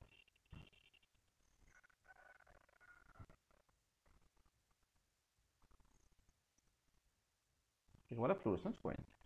তো দেখো তাহলে quenching জিনিসটা তুমি বুঝতে পারলে যে তোমার actually এমন একটা পার্টিকুলার মলিকুল তুমি কনসিডার করেছো যে মলিকুলটা তোমার ফ্লুরোসেন্স দেখায়, ঠিক আছে? মানে ফসফোরাসের বদলে সে বেসিক্যালি ফ্লুরোসেন্সই দেখায়, কিন্তু বাইরে থেকে এমন একটা ফরেন সাবস্টেন্স তুমি ওই মিক্সচারের মধ্যে দিয়ে রেখেছো যে অ্যাকচুয়ালি করছেটাকে না, যে অ্যাকচুয়ালি তোমার ওই এক্সাইটেড এম স্টারের সঙ্গে ধাক্কাধাক্কি করে এই পুরো এনার্জিটাই ভায়া হিট হিসেবে সে মানে এম স্টারকে ডিকে করতে বাধ্য করছে। তাতে এটা দাঁড়াচ্ছে, তাহলে দেখো আগে যেমন এম স্টার শুধুমাত্র ফ্লুরোসেন্স দেখাচ্ছে, এখন কম্পিটিশন হয়ে গেল। এম স্টার যেমন ফ্লুরোসেন্স দেখাতে পারে, এম স্টার কিউ এর সঙ্গে রিয়াক্ট করে জাস্ট সিম্পলি হিট এনার্জি ছাড়তে পারে। তাহলে পরের পসিবিলিটি যত বাড়বে তোমার আগের পসিবিলিটি তত কমবে। তাহলে এই যে কিউর প্রেজেন্সে কি হলো, ফ্লুরোসেন্স সেটা জাস্ট বন্ধ হতে চলেছে বা ফ্লুরোসেন্সের প্রবাবিলিটিটা কমে যাচ্ছে। সেখানে কিউটাকে বলা হচ্ছে ফ্লুরোসেন্স কোয়েঞ্চার, আর তোমার ফ্লুরোসেন্স কোয়েঞ্চার আর এই প্রসেসটাকে বলা হবে তোমার ফ্লুরোসেন্স কোয়েঞ্চিং, ঠিক আছে? আচ্ছা, এখানে তোমার ধরে নাও আমি পরে আরো একটু কমপ্লিকেটেড মেকানিজম লিখবো। ধরে নাও এটা হচ্ছে তোমার তোমার rate constant for the fluorescence process, আর এটা ধরে নাও কে কিউটা ধরে নাও তুমি the rate constant for the quenching process. আমি এইটুকু শুধুমাত্র বলছি, কিন্তু মানে কেউ ভাবতেই পারে যে স্যার এম স্টারে গেল, এম স্টারে যাওয়ার পরে শুধুমাত্র ফ্লুরোসেন্স আপনি ভাবছেন কেন? আমি ঠিক আছে ধরে নিচ্ছি যে ফ্লুরোসেন্স যে কন্ডিশনে দেখায় সে ফসফোরেসেন্স দেখায় না, ভাইস ভার্সা, কিন্তু ফ্লুরোসেন্সের সঙ্গে সঙ্গে সে তো মানে এম স্টারে চলে যাওয়ার পথে S1 এ চলে যাওয়ার পরে বা S0 থেকে S2 তে চলে যাওয়ার পরে internal conversion, inter system crossing এগুলো তো থাকেই, তো সেগুলো তো কনসিডার করা উচিত ছিল। হ্যাঁ, অবশ্যই উচিত ছিল। হ্যাঁ, আমি ওই জন্য বললাম আমি সিম্পলেস্ট মেকানিজমটা এখন কনসিডার করছি। এরপরে আমি জাস্ট তোমাকে দেখি মানে একবারে জেনারেলি করে দেখিয়ে দেবো যে যদি এম স্টারটা এই জাস্ট ফ্লুরোসেন্স এবং কোয়েঞ্চিং ছাড়াও আরও internal conversion, inter system crossing ইত্যাদি থ্রু দিয়ে যায়, তাহলে তোমার ফাইনাল ইকুয়েশনটা কেমন করে চেঞ্জ হবে। ঠিক আছে, চলো তাহলে আমরা দেখি। তাহলে তুমি যদি এখানে ইন্টেন্সিটি অফ ফ্লুরোসেন্সটাকে বের করো, দেখো এই মেকানিজমে।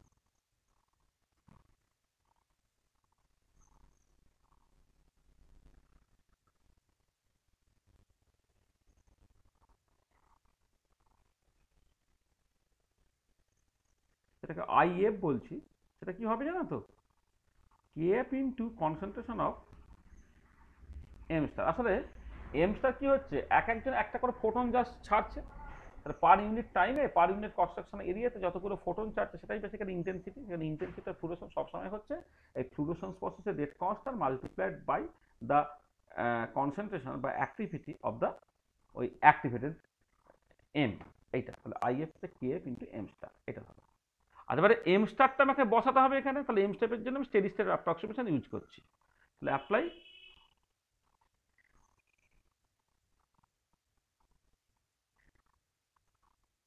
steady state approximation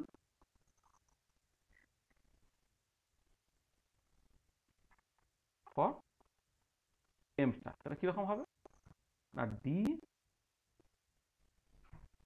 M star by dt. দেখো প্রথম যে স্টেপটাতে বেসিক্যালি এম স্টার তৈরি হয়েছে এটা প্রাইমারি প্রসেস, তাহলে প্রাইমারি প্রসেস মানে জাস্ট অত কিছু তোমার ল মাস অ্যাকশন হ্যাঁ তারা কিছু ধরার দরকার নেই, জাস্ট ওটা জাস্ট হয়ে যাবে আই অ্যাবজর্বের সঙ্গে সমান হয়ে যাবে।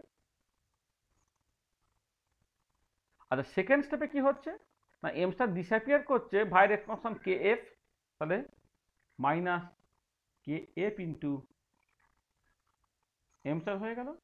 থার্ড স্টেপে হচ্ছে সে বেসিক্যালি ডিসঅ্যাপিয়ার করছে K Q into M star into Q, এটা this should be equal to zero, এই যে K Q into M star into Q this should be equal to zero. তো এইখান থেকে তুমি দেখো, এইখান থেকে যদি তুমি এম স্টার লেখো সেটা হচ্ছে I absorb by K plus K Q into Q. এখানে এম স্টারটা দেখো এখান থেকে এটা ইকুয়াল টু জিরো করলে তাহলে এম স্টারটা কত হচ্ছে না I absorb divide by K F plus K Q into Q. এইটা ধরে নাও আগের ইকুয়েশনটা তুমি একটা নাম দাও 1 নম্বর ইকুয়েশন, আর এই ইকুয়েশনটার নাম দাও ধরো 2 নম্বর ইকুয়েশন। এবারে আমি 1 নম্বর ইকুয়েশনে এম স্টারটা বসিয়ে দিচ্ছি, তার ফর্ম ইকুয়েশন 1 and 2 তুমি কি পাচ্ছ,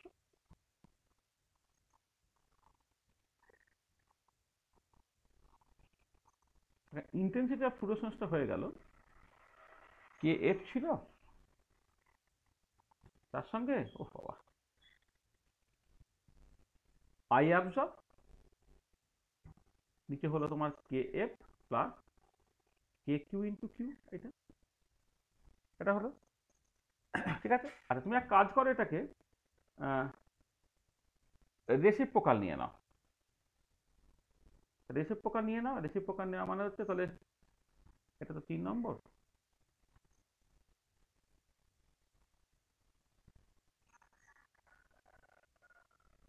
রেসিপ্রোকাল অফ ইকুয়েশন 3 এটা 1 বাই আই এফ হয়ে গেল, সেটা হচ্ছে K F plus K Q into Q divided by K F into I absorb. এটা সেটা কি দাঁড়াচ্ছে দেখো এই কে এফ বাই এটা করলে এটা 1 বাই আই অ্যাবজর্ব হলো প্লাস এটা হয়ে যাচ্ছে K Q by K F into 1 by I absorb into Q, K Q by K F into I absorb into Q, এটা হচ্ছে 1 বাই আই এফ হলো। দেখো তুমি এরকম একটা ইকুয়েশন পেয়েছো তাই তো, ঠিক আছে।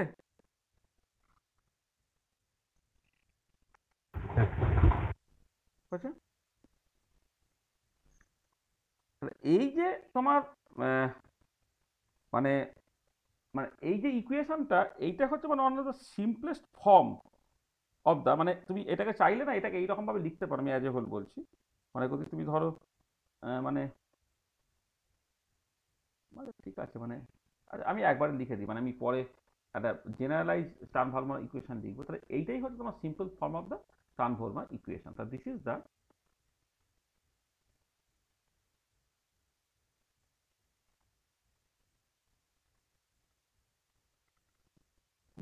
ট্রান্সফর্মার ইকুয়েশন, এটাই হচ্ছে তোমার ট্রান্সফর্মার ইকুয়েশন, ঠিক আছে।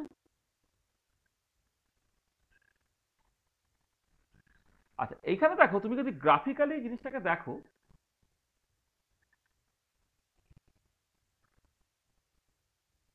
আমি জাস্ট ইন্টেন্সিটি অফ ফ্লুরোসেন্সকে প্লট করছি কোয়েঞ্চার কনসেন্ট্রেশনের রেসপেক্টে, আই বাই আই ফ্লুরোসেন্স সেটাকে তুমি প্লট করো কোয়েঞ্চার কনসেন্ট্রেশন তার রেসপেক্টে, তাহলে কি হবে, তাহলে এটা একটা স্ট্রেট লাইন দিচ্ছে কারণ ইন্টারসেপ্ট হচ্ছে 1 বাই আই অ্যাবজর্ব আর সোপ দিচ্ছে K F by K Q to I 1 by I absorb. তার মানে এইটা দেখো তোমার একটা স্ট্রেট লাইন দিল, যে স্ট্রেট লাইনে ইন্টারসেপ্ট হচ্ছে 1 বাই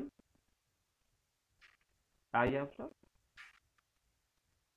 আর সোপটা হলো K Q by K F into 1 by I absorb, তাই তো 1 বাই আই অ্যাবজর্ব। আর এখান থেকে তুমি যদি চাও যে মানে কে কিউ বাই কে এফ যেটা, এইটা তুমি পেয়ে যাচ্ছ হচ্ছে তোমার স্লোপ বাই ইন্টারসেপ্ট। তা স্লোপ বাই ইন্টারসেপ্ট করে তুমি কে কিউ বাই কে এফটা তুমি পেয়ে যেতে পারছো। আর যদি তোমার কোনো কোয়েন্টার প্রেজেন্ট না থাকে তাহলে কে কিউ এফকে তুমি আলাদা করে পেয়ে গেছো, তাহলে in absence of any quencher we can find K F alone, আমরা শুধুমাত্র কে এফটাকে পেয়ে যেতে পারবো এটাকে। মানে কিছুই না, তো মানে ইন অ্যাবসেন্স অফ যদি তুমি করতো, মানে ইন অ্যাবসেন্স অফ যদি তোমার কোনো কোয়েন্টিং প্রসেস হতো তাহলে কি হচ্ছে, তাহলে তো এটা হচ্ছে যে এই যে প্রথম স্টেপে যা ইন্টেন্সিটি অফ ফ্লুরোসেন্সটাকে তুমি ক্যালকুলেট করে নাও, সেখানে এম স্টার দিয়ে ভাগ করলে তুমি কে এফটা পেয়ে যাবে, তাই তো। তাহলে শুধু মানে কে এফটাকে তুমি আলাদা, in absence of any quencher we can find K F alone, তাহলে hence the quenching constant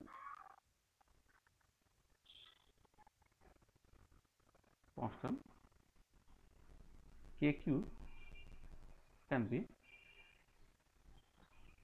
determined। তাহলে তুমি এই 1/if ভার্সেস কিউ সেই প্লট থেকে কে কিউ বাই কে এই ওভারঅল মানে ratio of the two constant তুমি পেয়ে যাবে। আর যদি কোনো পয়েন্টার না থাকতো তাহলে তুমি কে এফটাকে আলাদা করে পেয়ে যেতে পারতো, তাহলে কে এফ আলাদা করে পেয়ে গেলে সেক্ষেত্রে তুমি কে কিউটা পেয়ে যেতে পারছো। ঠিক আছে, এই হচ্ছে গল্প।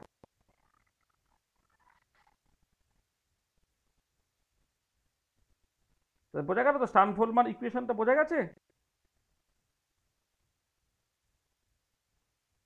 হ্যাঁ স্যার। আচ্ছা, এবারে আমি তোমাদের একটা হোমওয়ার্কই দিচ্ছি।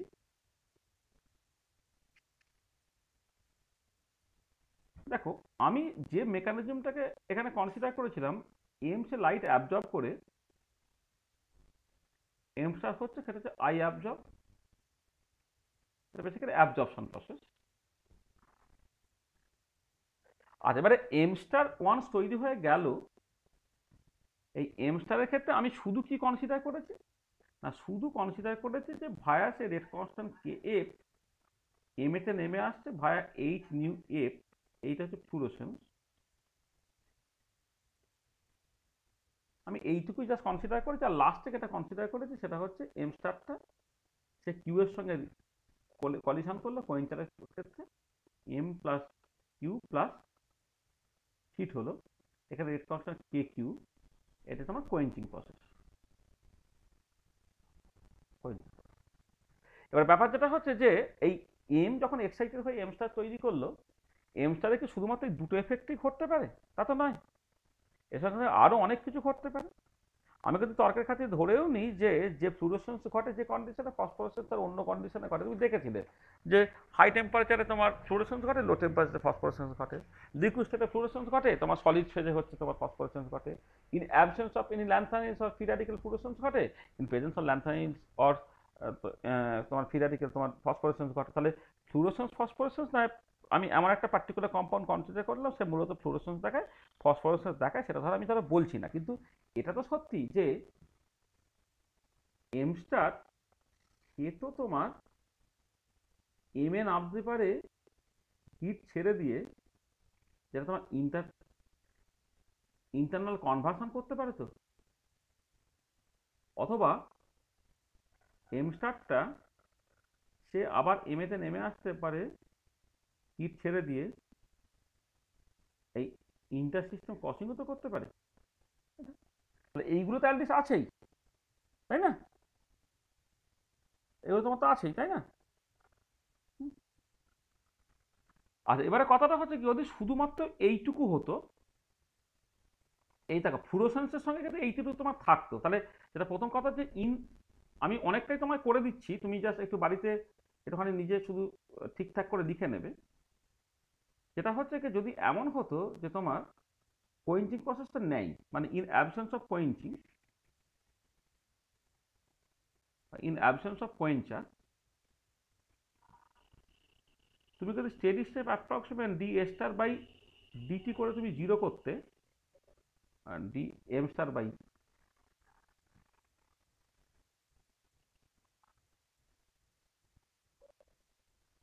D M star by dt equal to 0 করতে তুমি মানে সেই হিসেবে অ্যাপ্রক্সিমেটলি ইউজ করতে শুধু লাস্ট স্টেপটাকে তুমি নিলে না, তাহলে সেইখান থেকে তুমি জাস্ট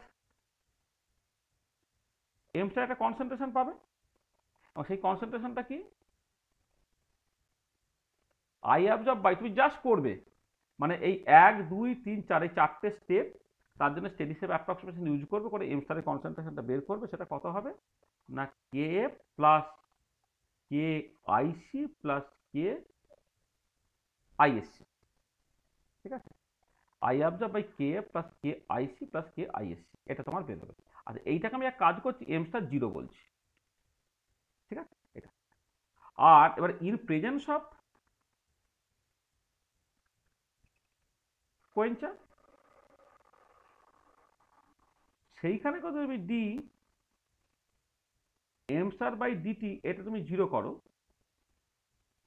তাহলে তুমি এম স্টারের যে কনসেন্ট্রেশনটা পাবে সেটা কি হবে। এখন মজার কথা হচ্ছে এম স্টার তৈরি হচ্ছে মাত্র এক জায়গায় আর বাকি সব জায়গায় ডিকে করেছে করেছে করেছে করেছে। আমি যে এইখানে যেমন করে সুন্দর করে করে দিলাম না তোমাকে করে করে দেখালাম, এই যে এখানে এই আই অ্যাবজর্ব মাইনাস এটা মাইনাস এটা মাইনাস এটা মাইনাস এটা মানে এরকম মাইনাসগুলো যা আসবে স্যার, তার যদি ধরো কোয়েঞ্চার না থাকতো তাহলে minus K M star minus K ISC M star minus K IC M star equal to 0, সেখান থেকে তুমি পেয়ে যাবে। আর কোয়েঞ্চার যদি থাকে তাহলে আরেকটা অ্যাডিশনাল টার্ম তোমার চলে এলো, একদম ইজি ব্যাপার।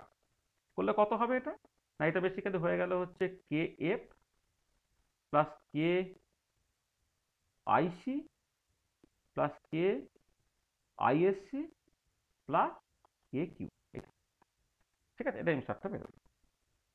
আচ্ছা এবারে তুমি যদি এইরকম করে ব্যাপারটাকে ভাবো যে তোমার ধরো মানে তুমি কোয়ান্টাম ইল্ড ধরো ক্যালকুলেট করছো, মানে কোয়ান্টাম ইল্ড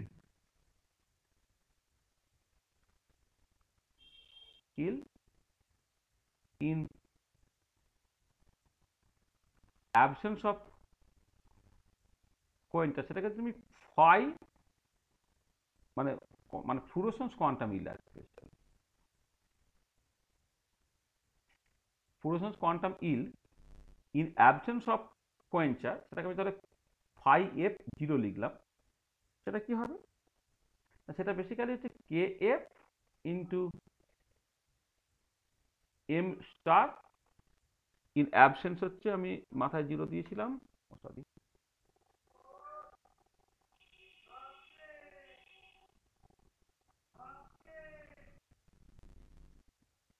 এম স্টার 0 এইটা। আর দেখো এইটাকে তোমার just intensity of absorb light দিয়ে ভাগ করতে মানে কোয়ান্টাম ইল্ড যদি ক্যালকুলেট করো কোনো একটা পার্টিকুলার প্রসেসের ক্ষেত্রে পার ফোটন কতটা হচ্ছে সেটা তোমায় দেখতে হয় আর কি, বাই আই অ্যাবজর্ব এইটা। আর ফ্লুরোসেন্স মানে ফ্লুরোসেন্সের জন্য রেটটা কত হতো K F into M star হতো, তাকে তুমি যে আই অ্যাবজর্ব দিয়ে ভাগ করে দিলে, ঠিক একই রকম fluorescence quantum yield in presence of কোয়েঞ্চার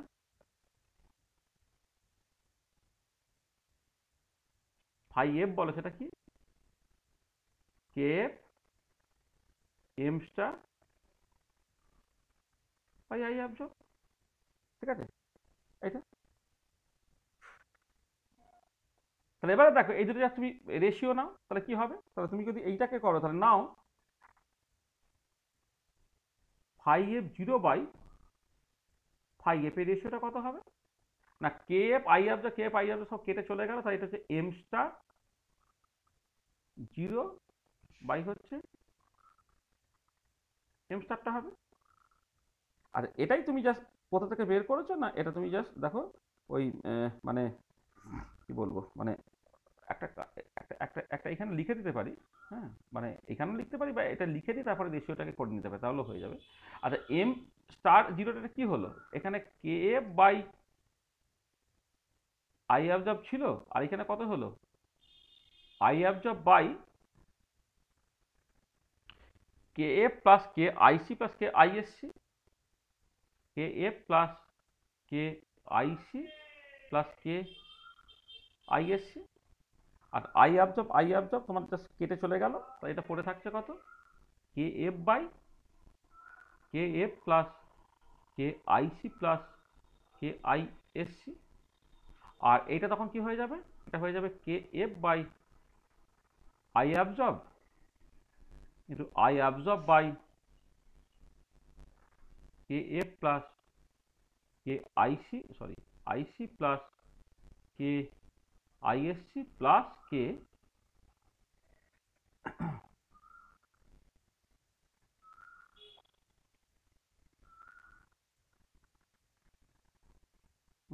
K F plus K IC plus K SC plus K তোমার কিউ। এটা আই অবজার্ভ আবার কেটে চলে গেল, তাহলে কে এফ বাই থাকছে হচ্ছে K F plus K IC plus K ISC plus K Q. এটা আর তুমি রেশিও যখন করছো মানে বেসিক্যালি এইটা বাই এইটা রেশিওটাকে করলে কি দাঁড়াচ্ছে বলো তো, এইটা উপর এটা নিচে, তার মানে এটা হয়ে যাচ্ছে তোমার K F plus K IC plus K ISC plus K Q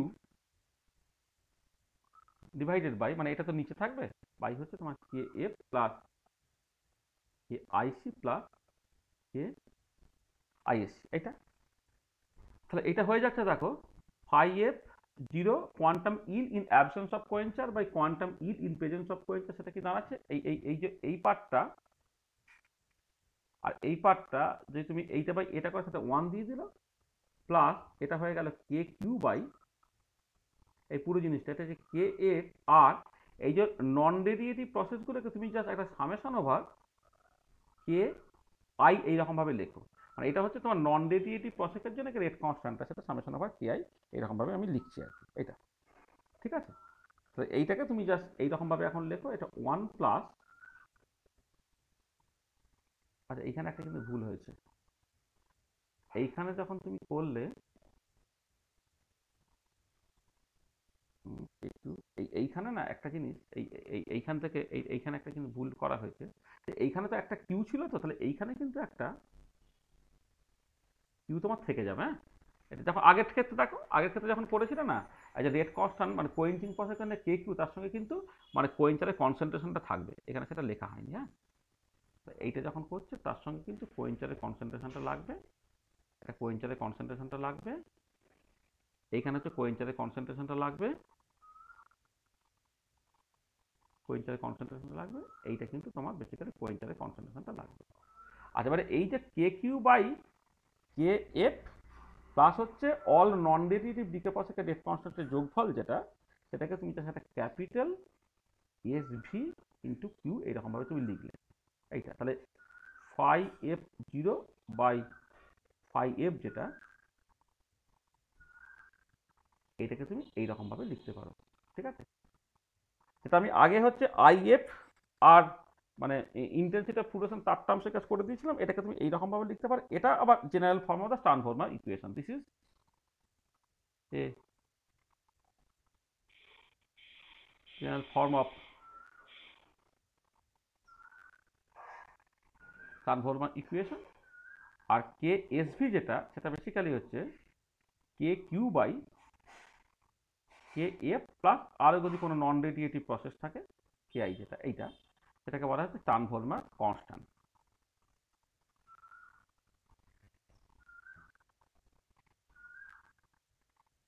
transformer constant সেই মতো করে তুমি ইকুয়েশন টিকুয়েশন লিখতে পারো, মানে এখানে যদি তুমি জাস্ট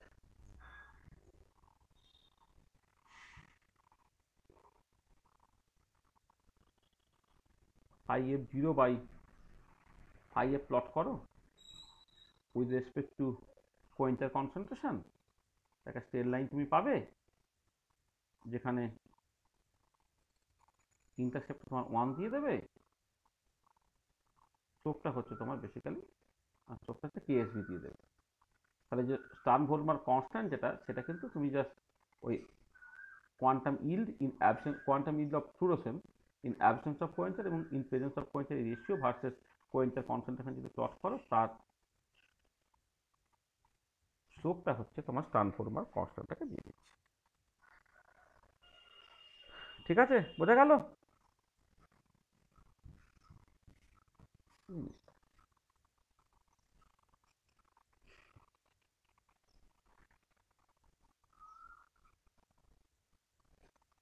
কোনো অসুবিধা নেই তো?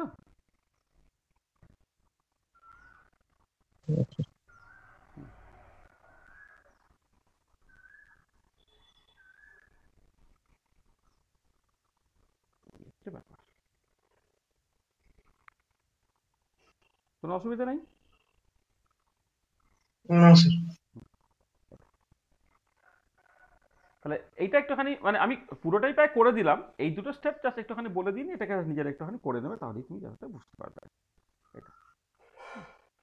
আর আসলে যেটা হয় যে এই মানে ওভারঅল মানে এমনিতে কি হয়, লাইফ টাইম যখন ক্যালকুলেট ফ্লুরোসেন্সের লাইফ টাইম যেটা, সেটা বেসিক্যালি 1/জাস্ট সাম ওভার অল তোমার হয়, মানে সাম ওভার অল রেট কনস্ট্যান্টগুলো হয় আর কি। সেটা মানে actual life time of fluorescence molecule যদি তুমি দেখো in absence of any quenching process, তাহলে তাওটা হয় এইটা। মানে আমি যেটা বলছি যে ধরো ধরো আরেকটা কিন্তু বলে নি যে in absence of quencher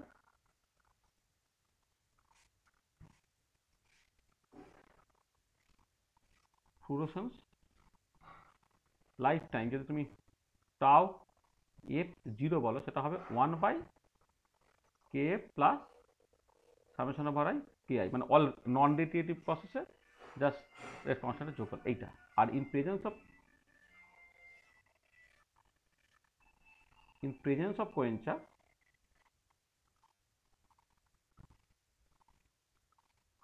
fluorescence F L U R E S C N C fluorescence lifetime tau F, সেটা হচ্ছে 1/kf plus summation over I KI plus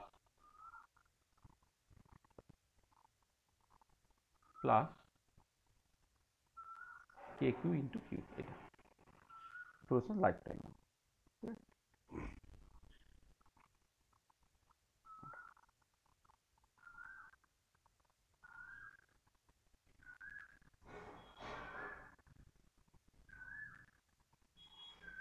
ঠিক আছে,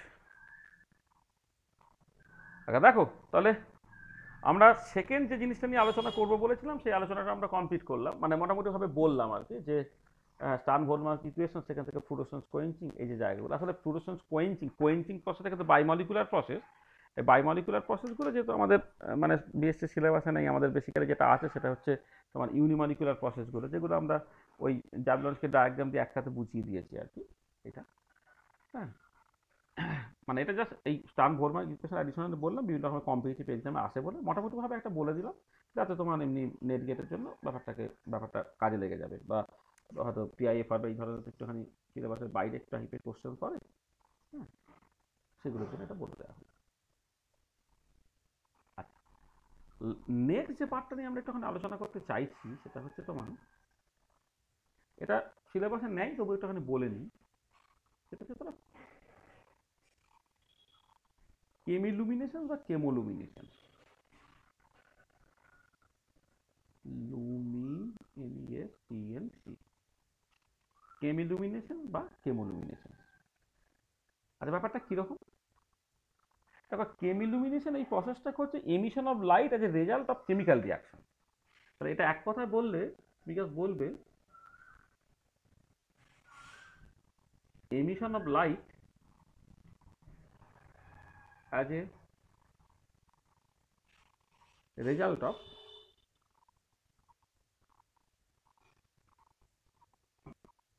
chemical reaction is called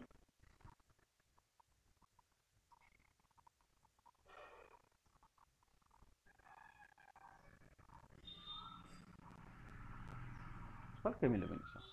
তাহলে emission of light as a result of chemical reaction, তাহলে chemical reaction ঘটছে, তার জন্য তোমার কেমিলুমিনেশন ঘটছে। মানে বেসিক্যালি যেটা হচ্ছে, ধরো এমনি নর্মাল একটা থার্মাল রিয়াকশন ঘটছে, থার্মাল রিয়াকশন ঘটার পরে হচ্ছে তুমি দেখলে যে মলিকুলটা মানে এক্সাইটেশনে চলে গেল। মানে আসলে যেটা হয় যে এমনি থার্মাল রিয়াকশনের ক্ষেত্রে যথেষ্ট বেশি এনআইকে তুমি দাও না বলে যা কিছু রিয়াকশন ঘটে সেটা ইলেকট্রনিক্যালি গ্রাউন্ড স্টেটে রিয়াকশনটা ঘটে যায়। ঠিক আছে, মানে ইলেকট্রনিক্যালি গ্রাউন্ড স্টেটে কিন্তু তোমার রিয়াকশনটা মূলত ঘটে যায়। আচ্ছা, কিন্তু কখনো কখনো হয় কোনো একটা রেডক্স রিয়াকশন তুমি কনসিডার করছো, মানে এক্সোথার্মিক রেডক্স রিয়াকশন ধরো তুমি কনসিডার করছো। মানে আমি বলছি যে ধরো দেয়ার আর সাম reaction some reactions which are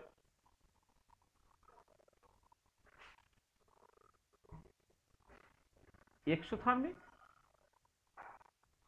redox reactions, where the products where one of the products formed is in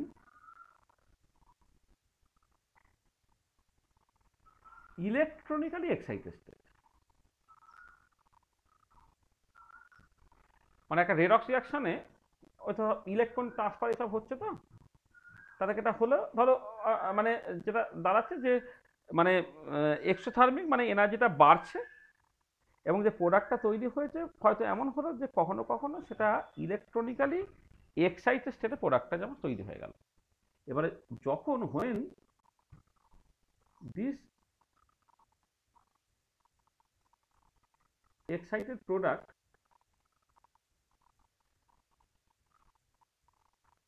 comes to its ground state, তখন excited product ground state নেমে আসবে। when this excited product comes to its ground state, then it loses its energy radiatively by emitting photons in the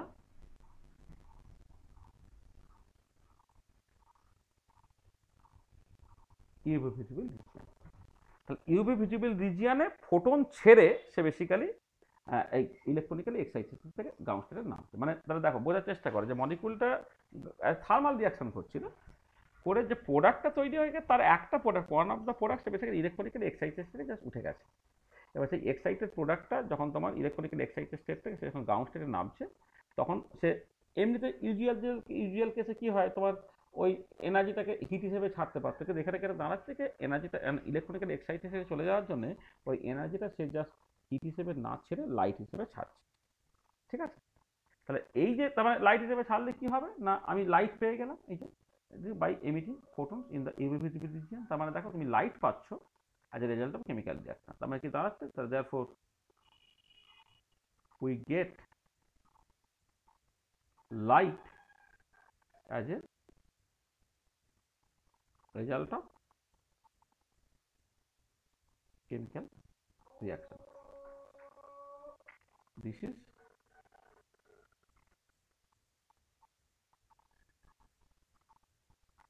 known as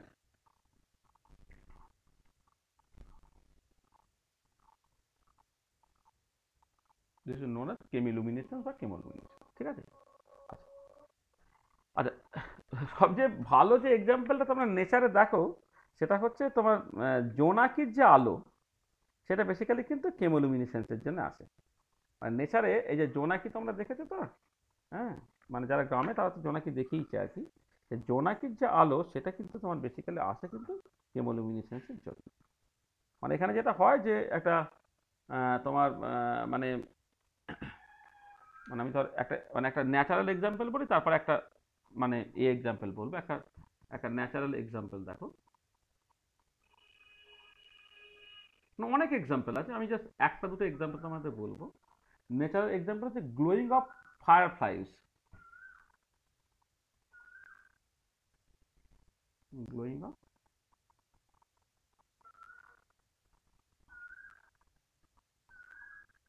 fireflies, এইটা আসলে এখানে যেটা হয় যে এই জোনাকিতে একটা তোমার প্রোটিন থাকে, যে প্রোটিনটাকে বলা হয় লুসিফেরন।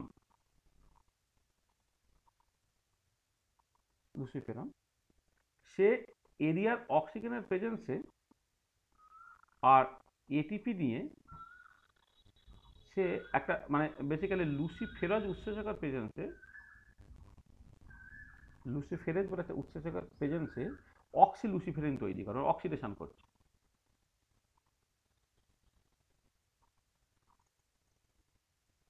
অক্সিলুসিফেরন তৈরি হচ্ছে, তার সঙ্গে সঙ্গে যেটা তৈরি হয় কার্বন ডাইঅক্সাইড তৈরি হয়, অ্যাডিনোসিন মনোফসফেট তৈরি হয় ট্রাইফসফেট থেকে, কিন্তু ইনঅর্গানিক ফসফেট তৈরি হচ্ছে, পলিফসফাইড তৈরি হচ্ছে, প্লাস যেটা পাচ্ছ এই লাইট পাচ্ছ। এই যে লাইটটা, এই লাইটটাই হচ্ছে তুমি বুঝতে পারছো যে হ্যাঁ এটাই মানে একটা কেমিক্যাল রিয়াকশন হলো, তার জন্য তুমি লাইট জাস্ট পাচ্ছ। তাহলে যে জোনাকির যে আলোটা আর কি, সেইটা কিন্তু একটা মানে এক্সাম্পল অফ তোমার ন্যাচারাল কেমোলুমিনেসেন্স। আচ্ছা, এছাড়া তোমার একটা ল্যাবরেটরিতে যেটা একটা যে এক্সাম্পল করা তুমি করতে পারো, সেটা হচ্ছে আমরা ওই বিভিন্ন ডেমনস্ট্রেশনের জন্য করতাম আসলে। ওই আমাদের সব এক্সিবিশন হতো, বেলুড়ে এক্সিবিশন হতো, এক্সিবিশনে এটা আমি একবার করেছিলাম আর কি। আসলে আগে যেটা করতো না লোকে, ওই যখন মানে ফরেন্সিক ডিপার্টমেন্টে এই রিয়াকশনটাকে ভীষণ কাজে লাগানো হতো। এখন তো অনেক সব টেস্ট হয়েছে, আগে ধরো লোকে মানে খুন খারাপি কি করে করতো, ছুরি ছোড়া এইসব নিয়ে খুন খারাপিগুলো করতো। তো আর এবার খুন খারাপি ছুরি ছড়া ইত্যাদি নিয়ে যদি করে, তাহলে রক্তের ছিটে পড়ে তার জামা বা শরীরে কোনো অংশে লেগে টেগে থাকতে পারে আর কি। এবার জামা কাপড় সে ধুয়ে ফেলবে নিশ্চয়ই, কিন্তু হয়তো এটা হয় না যে মানে মানে জামাটা জাস্ট খুলে জাস্ট রেখে দিয়েছে, হ্যাঁ মানে একটা দাগটা শুকনো হয়ে গেছে, বা হালকা করে ধুয়ে নিয়েছে, জায়গাটা শুকনো হয়ে গেছে, একটা লালচে হালকা আভা। এবার এই আভাটা আদৌ রক্তের দাগ কিনা সেটা তুমি বুঝবে কি করে। তার রক্তের দাগ বোঝার জন্য যেটা করা হতো সেটা হচ্ছে এই যে দুটো সলিউশন বানানো হতো। একটা হচ্ছে বেসিক মিডিয়ামে তোমার একটা মানে একটা বাফার বানানো হতো, অ্যামোনিয়াম হাইড্রক্সাইড বাফার বানানো হতো, একটা হাইড্রোজেন পারক্সাইড বানানো হতো, একটা লুমিনালের সলিউশন বানানো হতো, আর তার সঙ্গে সঙ্গে হচ্ছে তোমার একটা ক্যাটালিস্ট মানে Fe2+ একটা মানে মানে Fe2+ না মানে একটা ধরো মানে এইটা মানে লুমিনল লাগছে, হাইড্রোজেন পারক্সাইড লাগছে, আর একটা অ্যামোনিয়াম হাইড্রক্সাইড বাফার লাগছে। এইটাকে মিশিয়ে যখন এই রক্ত যেখানে আছে সেখানে যদি স্প্রে করা হয়, দেখা একটা একটা মানে ব্রাইট ব্লুইশ একটা আভা জাস্ট বেরিয়ে আসছে। যেখানে যেখানে Fe2+ ছিল রক্ত বা ইত্যাদি, সেই Fe2+ বেসিক্যালি কি করে না রিয়াকশনটাকে ক্যাটালাইজ করে বেসিক মিডিয়ামে। ক্যাটালাইজ করলে একটা করসপন্ডিং কেমিক্যাল রিয়াকশন করছে, যে কেমিক্যাল রিয়াকশনে তুমি আলটিমেটলি যেটা পাচ্ছ সেটা হচ্ছে যে তোমার ওই একটা প্রোডাক্ট তৈরি হচ্ছে, যে প্রোডাক্টটা ইলেকট্রনিক্যালি এক্সাইটেডে তৈরি হচ্ছে। ইলেকট্রনিক্যালি এক্সাইটেড স্টেট থেকে যখন গ্রাউন্ড স্টেটে নেমে আসছে সেটা সেটা তোমার ওই একটা ব্লুইশ আভা দিচ্ছে, মানে তোমার লুমিনল আর কি। হ্যাঁ, তো তোমার এটা বলতে হবে oxidation of luminol by hydrogen peroxide in basic buffer solution catalyzed by Fe2+, এই যে রিয়াকশন। আর এখানে কি হয় না লুমিনল জিনিসটা কেমন একটুখানি জাস্ট একটুখানি মেকানিজমটা লিখছি।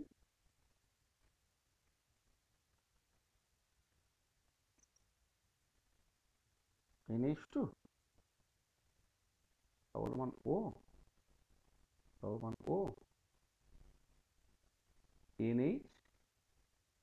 NH এইটা হচ্ছে লুমিনল তোমার। আর এই লুমিনল সে বেসিক মিডিয়ামে একটা রিভার্সিবল রিয়াকশনের থ্রু দিয়ে এই এই H+টা খেয়ে নেয়, সে খেয়ে নিয়ে কি হলো,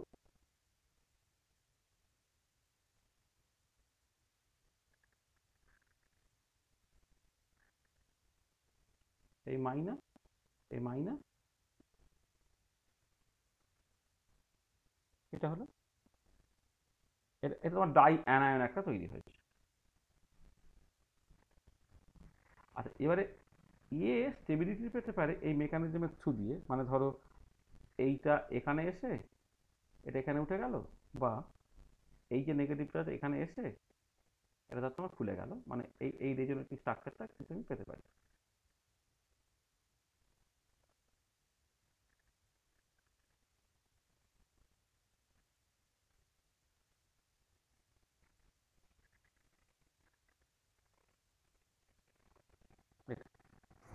ঠিক আছে।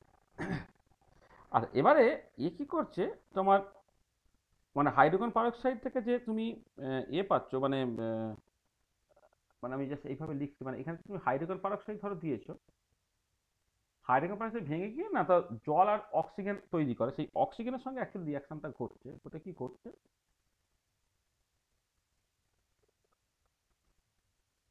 এইটা NH2, এইটা হচ্ছে C ডবল বন্ড O, ও মাইনাস হয়ে গেল। আচ্ছা CN বন্ডটা ভেঙে গিয়ে তোমার CH হয়ে যাচ্ছে আর কি, C ডবল বন্ড ও মাইনাস হয়ে গেল, আর মাঝ পাতা তোমার নাইট্রোজেনটা তোমার বেরিয়ে গেল এটা। আর এইটা যেটা তৈরি হয়েছে এটা হচ্ছে তোমার ট্রিপলেট ডাইঅ্যানায়ন তৈরি হচ্ছে ইন দ্য এক্সাইটেড স্টেট। এটা হচ্ছে তোমার ট্রিপলেট ডাইঅ্যানায়ন মানে P1 স্টেটে আছে, এবং এটা হচ্ছে ইন দ্য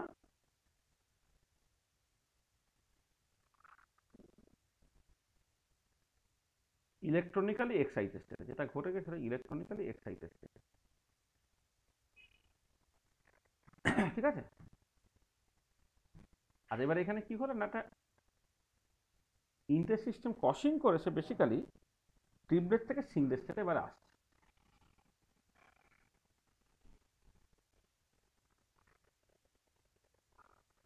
এটা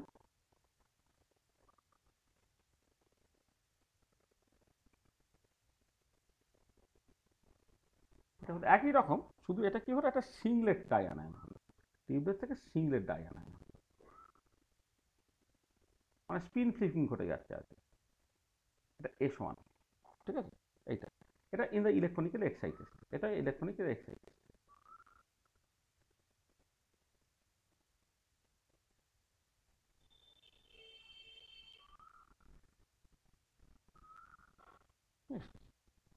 এবার তারপরে কি হচ্ছে, সে এবার গ্রাউন্ড স্টেটে নেমে আসছে, S0 স্টেটে নেমে আসছে, সে কিছু ফোটন ছেড়ে দিয়ে, তার মানে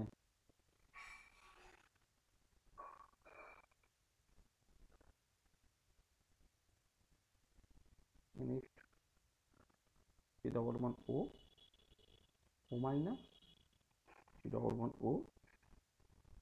ও মাইনাস প্লাস ফোটন। এইটা হচ্ছে তোমার সিঙ্গলেট গ্রাউন্ড স্টেট S0 থেকে নেমে এলো। দেখো এই যে এখানে দেখো একটা কি হলো না, মলিকুলটা যখন তৈরি হয়েছে তখন এই ট্রিপলেট সিঙ্গলেট না, এদের এনার্জি গ্যাপ হচ্ছে খুব কম, সেখানে ইন্টার সিস্টেম ক্রসিংটা তোমার হতে পেরেছে আর কি। আর তোমার এই অক্সিডেশন হওয়ার পরে যখন তোমার ডাইঅ্যানায়নটা তৈরি হলো, সে T1 স্টেটে তৈরি হলো, T1 থেকে S1 এ ইন্টার সিস্টেম ক্রসিং করে, এবার S1 থেকে S0 তে যখন নেমে আসছে, সে বেসিক্যালি কি হচ্ছে তোমার ফোটন ছেড়ে দিচ্ছে, এবং দেখো এই রেডিয়েশনটা তুমি দেখতে পাচ্ছ, এবং সেই ফোটনটা হচ্ছে ব্লু ফোটন, মানে ব্লু ফোটন মানে বলছি যে যার ওয়েভ লেন্থ বা ফ্রিকোয়েন্সিটা হচ্ছে ব্লু রিজিয়ানের মধ্যে ঘটছে আর কি, ঠিক আছে। তাহলে এই যে রিয়াকশনসটা, এই রিয়াকশনটা কিন্তু তোমার এতে ব্যবহৃত হয়, তোমার কি বলে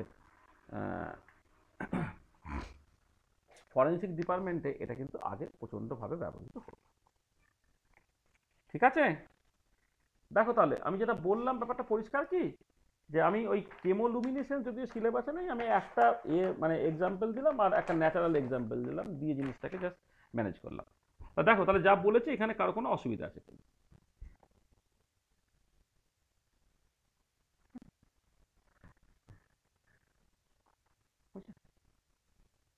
তাহলে আমরা এইখানে এই ফটোকেমিস্ট্রি ডিসকাশনগুলো আমরা শেষ করে ফেললাম। মানে তোমাদের সিলেবাসটা একটুখানি দেখে নেবে, সিলেবাসে আরো কোনো এক্সট্রা জিনিসপত্র আছে কিনা। এবারে মানে আমরা বেশ কিছু কিছু নিউমেরিক্যাল প্রবলেম বা কোশ্চেন অ্যান্সার ইত্যাদিগুলো করবো। তোমাকে একটা আমি কাজ দিয়ে রাখি, হোমওয়ার্ক হচ্ছে তোমাদের যা সিলেবাস, মানে পার্টিকুলার 6 সেমিস্টার স্টুডেন্টের জন্য বলছি, সেমিস্টার 6-এ তোমরা ওই জাস্ট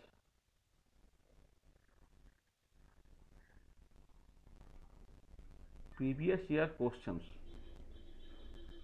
এগুলো সব তুমি সলভ করে ফেলবে, প্রিভিয়াস ইয়ারের কোশ্চেন সলভ করো, যেগুলো ডাউটস আছে তোমরা বলবে। আমরা নেক্সট স্যাটারডে হচ্ছে তোমার মক টেস্ট নেব, মানে শনিবার সন্ধ্যাবেলা যে ক্লাসটা আছে, যে এই যে মানে মলিকুলার স্পেক্ট্রাম স্টার্টিং থেকে শেষ পর্যন্ত, এটা আমরা একটা মক টেস্ট নেব। এটা হচ্ছে সেমিস্টার 6-এর জন্য। আর যারা তোমার MSc, তারা হচ্ছে সলভ অল, মানে previous year questions of university exams and JAM, এটা। আর এমএসসি ছেলেদের solve all previous year questions of NET, GATE and TI pass, এগুলো তোমরা জাস্ট করে দেবে, ঠিক আছে? এটা তোমার কাজ দিলাম, হ্যাঁ। করে তোমরা এটাকে করে না, আমাদের দেখবে যে মানে এমএসসি ছেলেদের জন্য আমাদের যে up to March April May যে রুটিনটা দেওয়া হয়েছিল, তাতে হচ্ছে তোমার মে মাসের শেষ পার্টটাতে 4-5টা ক্লাস দেওয়া ছিল মলিকুলার স্পেকট্রোস্কোপিতে। তাহলে মলিকুলার স্পেকট্রোস্কোপিতে যে আলোচনাগুলো এখানে হয়ে গেল, ওখানে কিন্তু সেই আলোচনাগুলোকে করবো না। এবার নেটের সিলেবাসে অবভিয়াসলি হচ্ছে যে আলোচনাগুলো হয়েছে তা ছাড়া আরও দু একটা আলোচনা তোমায় করতে হয়, আরও দু একটা স্পেকট্রোস্কোপি জাস্ট করতে হয়। সেটা হয়তো মানে লোকে এক্সপেক্ট করে ফিজিক্যাল কেমিস্ট্রি মাস্টারমশাই করিয়ে দেবে, যদি ফিজিক্যাল কেমিস্ট্রি মাস্টারমশাই যতটুকু করিয়েছে অতটুকুই করানোর কথা। স্পেকট্রোস্কোপিতে বাকি যে পার্টগুলো থাকে সেগুলো আইদার অর্গানিক কেমিস্ট্রি বা ইনঅর্গানিক কেমিস্ট্রি মাস্টারমশাইতে করার কথা। কিন্তু স্টিল যদি মনে হয় যে না কিছু জিনিস তো নিশ্চয়ই বলে দেওয়ার দরকার আছে, সেগুলো আমরা বলে দেবো। এবং সেটা অবভিয়াসলি ওই মানে তোমার এতটা ডিটেলে মানে এত লিখে ডিটেলে হবে না, খুব তাড়াতাড়ি করে সামারাইজ যেটা করতে হয় সেইটা। কিন্তু তোমরা ওইসব না করেও এই যা আমি বলেছি এর উপরে বেশ করে তুমি দেখবে যে ফিজিক্যাল কেমিস্ট্রিতে যে মলিকুলার স্পেকট্রোস্কোপি পড়ে তার 90 to 95% কোশ্চেন কিন্তু তুমি সলভ করতে পারবে না। অবভিয়াসলি মানে ফটোকেমিস্ট্রি পার্টটা এর সঙ্গে ইনক্লুডেড, মানে তোমাদের মানে বিএসসি ছেলেদের জন্য ফটোকেমিস্ট্রি পার্টটা ইনক্লুডেড, এমএসসি ছেলেদের ফটোকেমিস্ট্রি পার্টটা কিন্তু ইনক্লুডেড। এই পার্টটাকে করে নেবে। আমরা মোটামুটি একটুখানি ব্রেক নেব, মানে মলিকুলার স্পেকট্রোস্কোপির একটা ব্রেক নিতে হবে, মানে অনেকদিন টানা চলছে তো, মানে ধরো তোমার 2 মাস ধরে প্রায় জিনিসটা চলছে। করে আমরা নতুন টপিকে যাব। নেক্সট ক্লাসে আমাদের যেটা ইচ্ছা সেটা হচ্ছে আমরা সারফেস কেমিস্ট্রি পার্টটাকে আলোচনা করব। তার মানে নেক্সট ক্লাস মানে এই পরীক্ষার পরে যে সপ্তাহটা তোমার আসবে, আমরা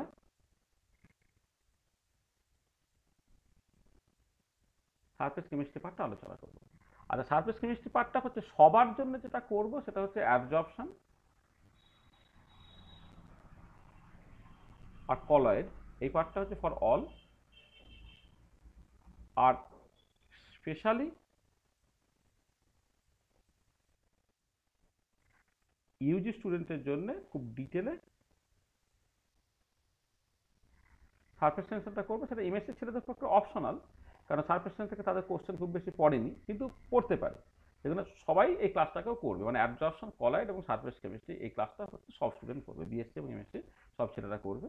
কারণ এটা তুমি দেখবে এই অ্যাবজর্পশন এবং কলয়েড মানে মূলত অ্যাবজর্পশন, এটা কিন্তু তোমার নেটের সিলেবাসে কিন্তু একটা আলাদা সেকশন আছে, যেটা আমাদের কিন্তু মানে এমএসসি ছেলেদের যে করানোর কথা, সেই ক্লাসটা তোমাকে ডিটেলে করতে হবে। কারণ আমি কি রুটিনটা দিচ্ছি সেই সময়ের মধ্যে খুব তাড়াতাড়ি করে সামারাইজ করা যায়, কিন্তু সামারাইজ আমি করেও দেবো হয়তো, কিন্তু কারো যদি এরকম হয় যে সে হয়তো বিএসসিতে অ্যাডমিশন বা কলেজে ভালো করে পড়েইনি বা সাবজেক্টে ভালো করে পড়েইনি, তাকে কিন্তু এই যেমন করে ইউনিভার্সিটি এক্সামের জন্য ধীরে ধীরে পড়ানো হচ্ছে সেই পড়ানোর মতো করে কিন্তু তাকে অভ্যস্ত হতে হবে। কেন একদম উপরে পড়াশোনা করলে কিন্তু কম্পিটিটিভ এক্সামে করা যাবে না। তোমার সাবজেক্টের গভীরতা নিয়ে পুরো ডিটেলটা যদি জানা থাকে তাহলেই কিন্তু কম্পিটিটিভ এক্সাম তোমার ভালো হতে পারে, ঠিক আছে? এটা ব্যাপার। তাহলে দেখো, মানে কারো যদি কোনো অসুবিধা থাকে তো বলো। স্যার ইলেকট্রোকেমিস্ট্রির এক্সামটা কবে হবে? কি হয়েছে? ইলেকট্রোকেমিস্ট্রির এক্সাম হচ্ছে রবিবার সকালে হবে। চেষ্টা করবো রবিবার সকালে করে দেওয়া, মানে তোমরা রেডি হয়ে যাও রবিবার সকালে, বা তার আগে রবিবার সকালে যদি গ্রুপ থিওরি ক্লাস নেই তাহলে রবিবার সকালে ছাড়া আর একটা মানে অন্য ক্লাসে ইলেকট্রোকেমিস্ট্রির এটা দিয়ে দেবো।